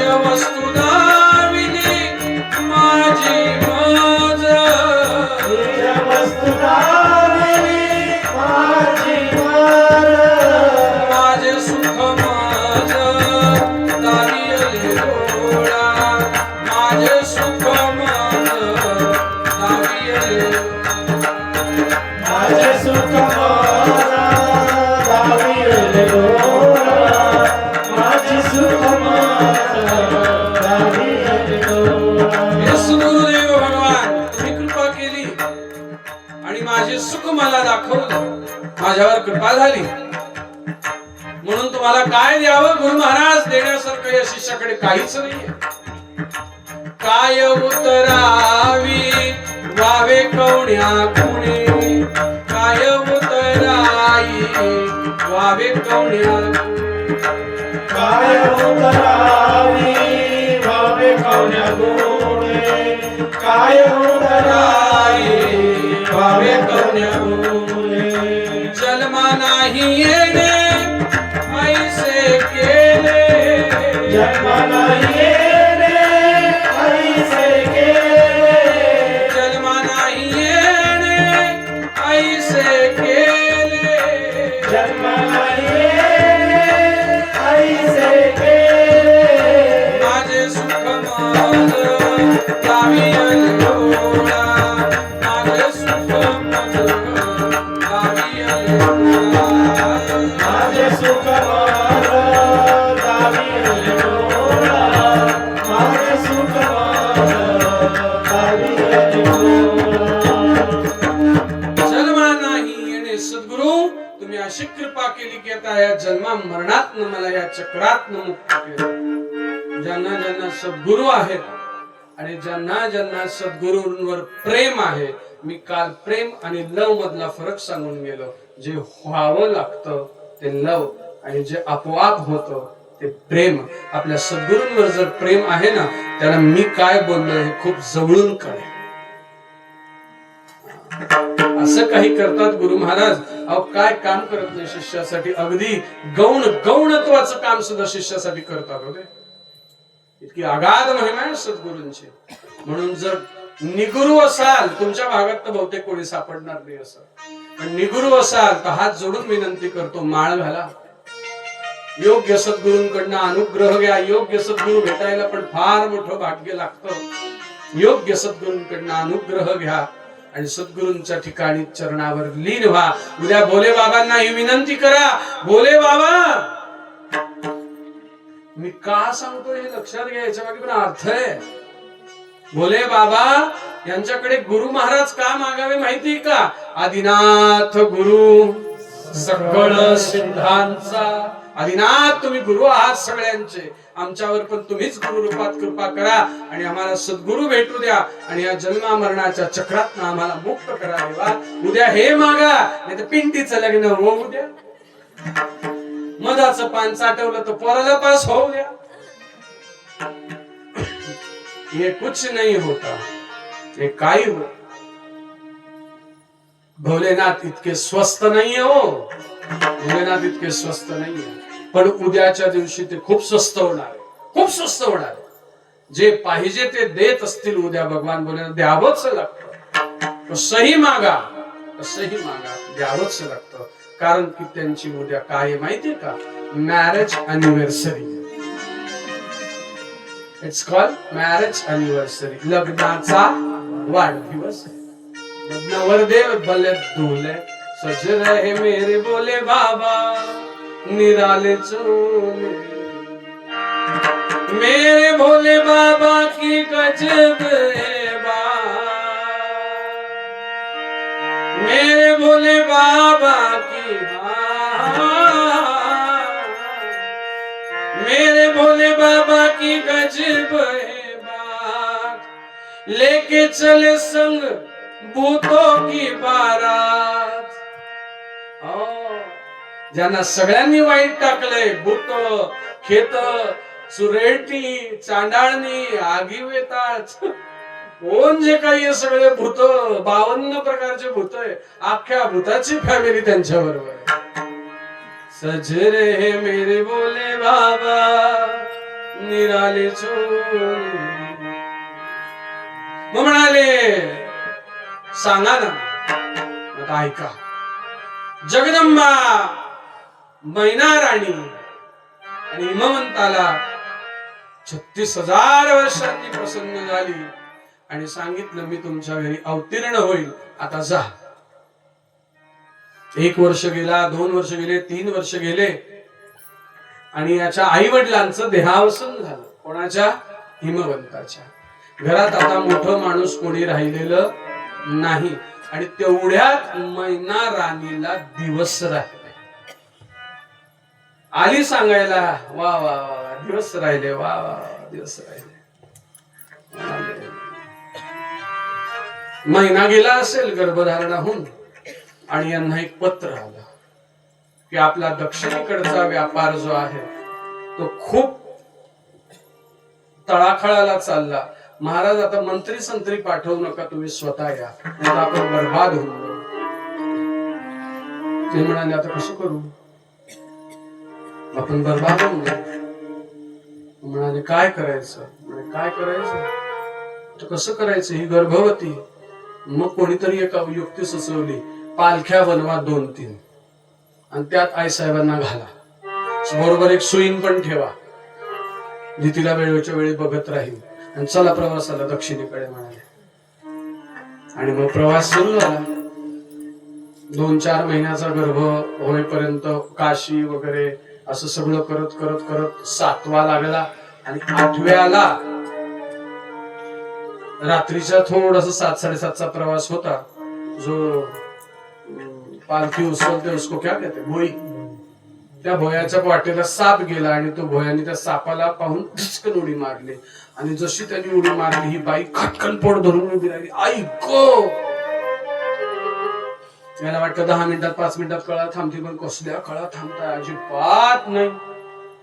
म्हणे आता करू काय, रात्री बेरात्री जाऊ कुठे, म्हणे आपण आलो कुठे, म्हणे आपण मध्य प्रदेशात अवंतिका नगरीत आलोय. त्या अवंतिका नगरीला आजचं उज्जैन असं म्हणतात. म्हणजे समोर कुठेतरी पाताळेश्वरी जंगलात लाईट चमकतोय, जाऊन बघ हे कुठे कोण आहे. तर पाहिलं तर ते मार्कंडे ऋषींचा आश्रम होता. ऋषींनी त्यांना आत घेतलं आणि मार्कंडे ऋषींना हे सगळं सांगितलं. गुरु महाराज समर्थ हे सगळं पाहण्यासाठी. आणि मार्कंड्यांनी गर्भाकडे पाहिलं, म्हणाले बाबा हे घुम गया आहे. 7व्यातला वाचतो पण 8व्यातला वाचत नाही. जरा थांब, 2 दिवस वाट पाहू. 2 दिवस वाट पाहिली. कसलं काय, ती बाई तशीच ओरडते. सगळे औषध देऊन पाहिले, ऐकायलाच कोणी तयार नाही. मग दधीची ऋषींना बोलावलं. दधीची ऋषी आणि मार्कंडेय ऋषींनी दोन्ही त्या स्त्रीला म्हणजे त्या मैना राणीला तपासायला ज्यावेळेस तिच्या खोलीत गेले, जसा हात लावला अख्खी खोली प्रकाशाने दीप्यमान झाली आणि अष्टभुजा नारायणी त्यांच्या समोर प्रगट झाली. आदि माया शक्ती जगदंबा त्यांच्या समोर ज्यावेळेस प्रगट झाली त्यावेळेस सांगितलं, सुन दधीची, सुन मार्कंडेय, गर्भामध्ये मी आहे, बाहेर जाऊन कोणाला सांगायचं नाही आणि शांत बसायचं. मी इथेच जन्म घेईन. दोघांनी सुद्धा वचन दिलंय असं, आम्ही कोणालाच सांगणार नाही. आणि मग दधीचींनी सांगितलं, मला तुझं स्वरूप बघायचंय, सांग कसं. मी महिषासुर मर्दिनी आहे, मी चंडमुंडाला मारणारी आहे. हा, शुंभ निशुंभ सुद्धा मीच मारते. या जगावर संपूर्ण वाईट शक्तींचा संहार करणारी मी आहे. मला बघायचंय, उघड डोळे. आणि ज्यावेळेस जगदंबेनी सांगितलं, यांनी डोळे उघडले, यांच्या समोर अष्टभुजा नारायणी प्रगट झाली. राज राजेश्वरी अंबा माता की जय. स्वरूप कसं सुंदर होतं आईचं सांगतो. सोंगट्याचा डाव मांडला. आईचं स्वरूप कसं आहे बघा. बसून खेळाया, सोंगट्याचा डाव मांडला, बसून खेळाया. आईचं स्वरूप कसं आहे बघा. महिषासुराला मारलंय, एका हातात मुंडकय आणि एका हातात त्रिशूळ आणि छाती जवळ तो हात. सोंगट्याचा डाव मांडला, आईनं बसून खेळाया. अन डावा हात छातीवर उजवाला बोला, डावा हात छातीवरती उजवाला बोला, डावा हात छातीवरती उजवाला बोला, डावा हात छातीवरती उजवाला बोला. तुळजापुरी वसते गाई माता पुरी वसते, तुळजापुरी वसते नाई माता पुरी वसते, तुळजापुरी वसते आई माता पुरी वसते, तुळजापुरी वसते नाई माता पुरी वसते. गीता अंबिका नांद पीठ शिव पार्वती, गीता रेणुका नांद पीठ शिव पार्वती. अंबिका नाद पीठ शिव पार्वती, रेणुका नाद पीठ शिव. आता हे थोडं अवघड गेलं, तुमच्या भाषेत समजून सांगतो. आई कशी होती. तुझ्या नथेला ग, तुझ्या नथेला हिरवे गोस, भक्त येतील बिंदी बिजवळा ग, कानी पुढे तुझ्या नथेला ग, तुझ्या नथेला हिरवा गोस, भक्त येतील दर्शनास. माहुरगडावरी गम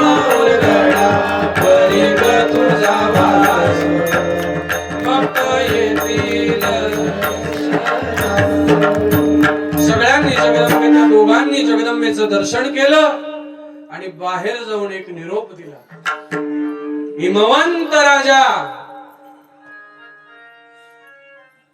ऐक, आतून एक निरोप घेऊन आलाय. हिमवंत राजाचे हार्टबीट्स कसे होते माहिती का? धडक धडक धडक. कधीतरी पोर राहिले, आई वडील नाहीये, काय आत हालचाल आहे, काय निरोप आहे? तर म्हणाले 11:15 वाजले आहे. मी जरा उद्या तो निरोप सांगतो तुम्हाला, नाही का? उद्या निरोप सांगतो. उद्या आदिशक्ती भगवतीच्या जन्माचं आख्यान, भगवान शिवाच्या संपूर्ण असणाऱ्या विवाहाचं आख्यान हे उद्याच्या शिवरात्रीच्या बरोबर पर्वावर होणार आहे. तर उद्या सगळ्या जणींनी येताना छान छान साड्या घालून या. पांढऱ्या नको, पांढऱ्या देवाच्या पूजेपुरता घातली ठीक आहे, पण उद्या चांगल्या नटून थटून चांगल्या साड्या घालून या. भोलेनाथाच्या प्रांगणात त्याच्या लग्नाचा असणारा विषय होणार आहे. जरा त्याला पण वराडणी बऱ्या दिसल्या पाहिजे ना. हा, आता त्याच्या वराडणी वेगळ्या होत्या, भूताळणी चांडाळणी वगैरे अशा काही बनवून येऊ, पोतरा मारून येऊ नका.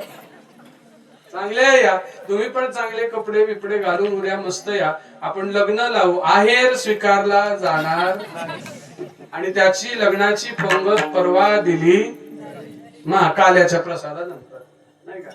ही गंमत आहे. आता आपण ह्या ठिकाणी थांबूया. सेवेस पूर्ण विराम देतो. बरोबर व्याख्यान झालेलं आहे. आता भजन, भजनानंतर आरती आणि उद्या असणारा कथेचा नाही तर या शिवमहापुराणाच्या चिंतनाचा समारोप उद्या होणार आहे. तर उद्या पण वेळेवर या. जर उद्या लवकर या, मी लवकर येतो. उद्या अजून चिंतन आपण या ठिकाणी 11:30 पर्यंत घेऊया. म्हणजे मग आम्हाला पण पुढे पूजेला जायचंय, मग सगळ्या पूजेच्या तयाऱ्या आहेत, नाही का? तर मग उद्या वेळेवर यायचंय. पुंडलिक वरला हरी विठ्ठल श्री ज्ञानदेव तुकाराम पंढरीनाथ भगवान की जय. ज्ञानेश्वर महाराज देव भगवान की जय. नारायण नारायण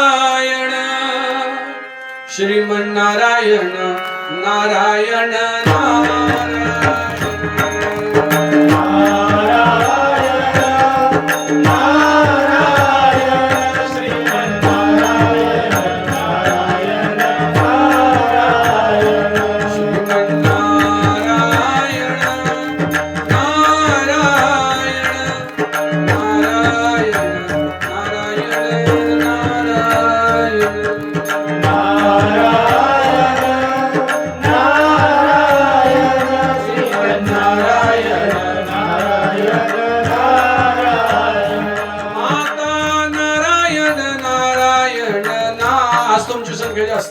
माता नारायण नारायण नारायण बोला. नारायण पिता नारायण नारायण नारायण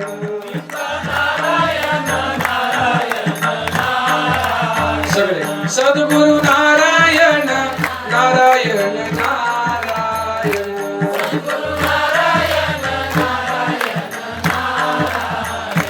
माता नारायण पिता नारायण सद्गुरु नारायण नारायण नारायण नारायण पिता नारायण सद्गुरु नारायण नारायण नारायण.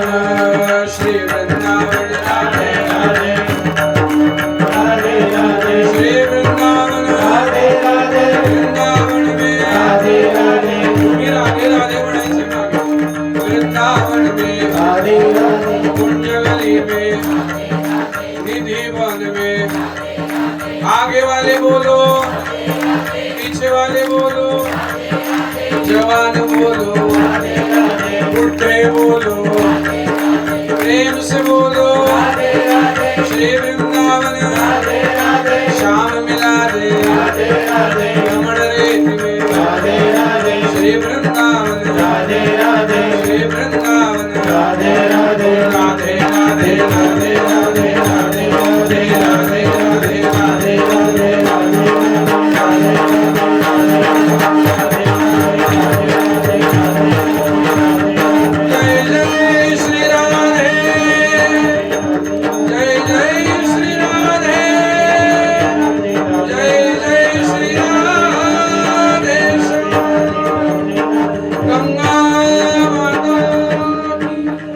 भारत माता सद्गुरुदेव भगवान नमः पार्वती पते हर हर महादेव चला आरतीला उभे राहा.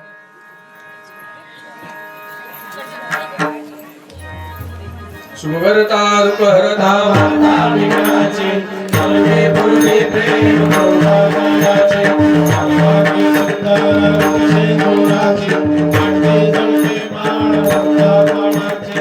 जय देव जय मंगलमूर्ती ओ श्री मंगलमूर्ती दर्शन मात्रे मान स्वर्णे मात्रे मान कामना पूर्ती.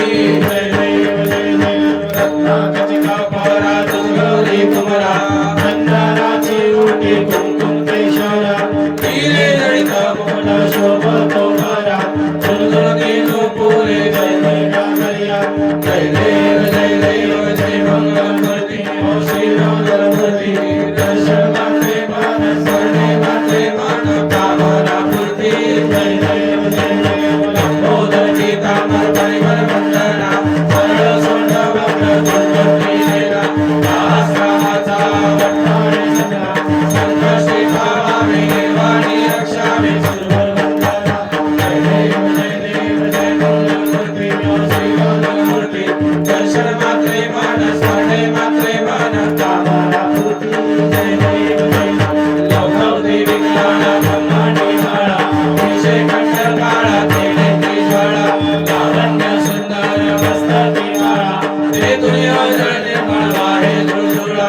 जय देव जय शिवशंकरा ओ स्वामी शंकरा आरती हो वाळू आरती हो वाळू कर्पूर गौरा. जय देव कर्पूर गौरा गोळा जय देवी शाळा पार्वती पार्वती सोनांच्या माळा विभूतीचे उधळण शशिकंठ नीळा ऐसा शंकर शोभे उमा बेंगाळा. जय देव जय शिवशंकरा ओ स्वामी शंकरा आरती हो वाळू आरती हो वाळू कर्पूर गौरा.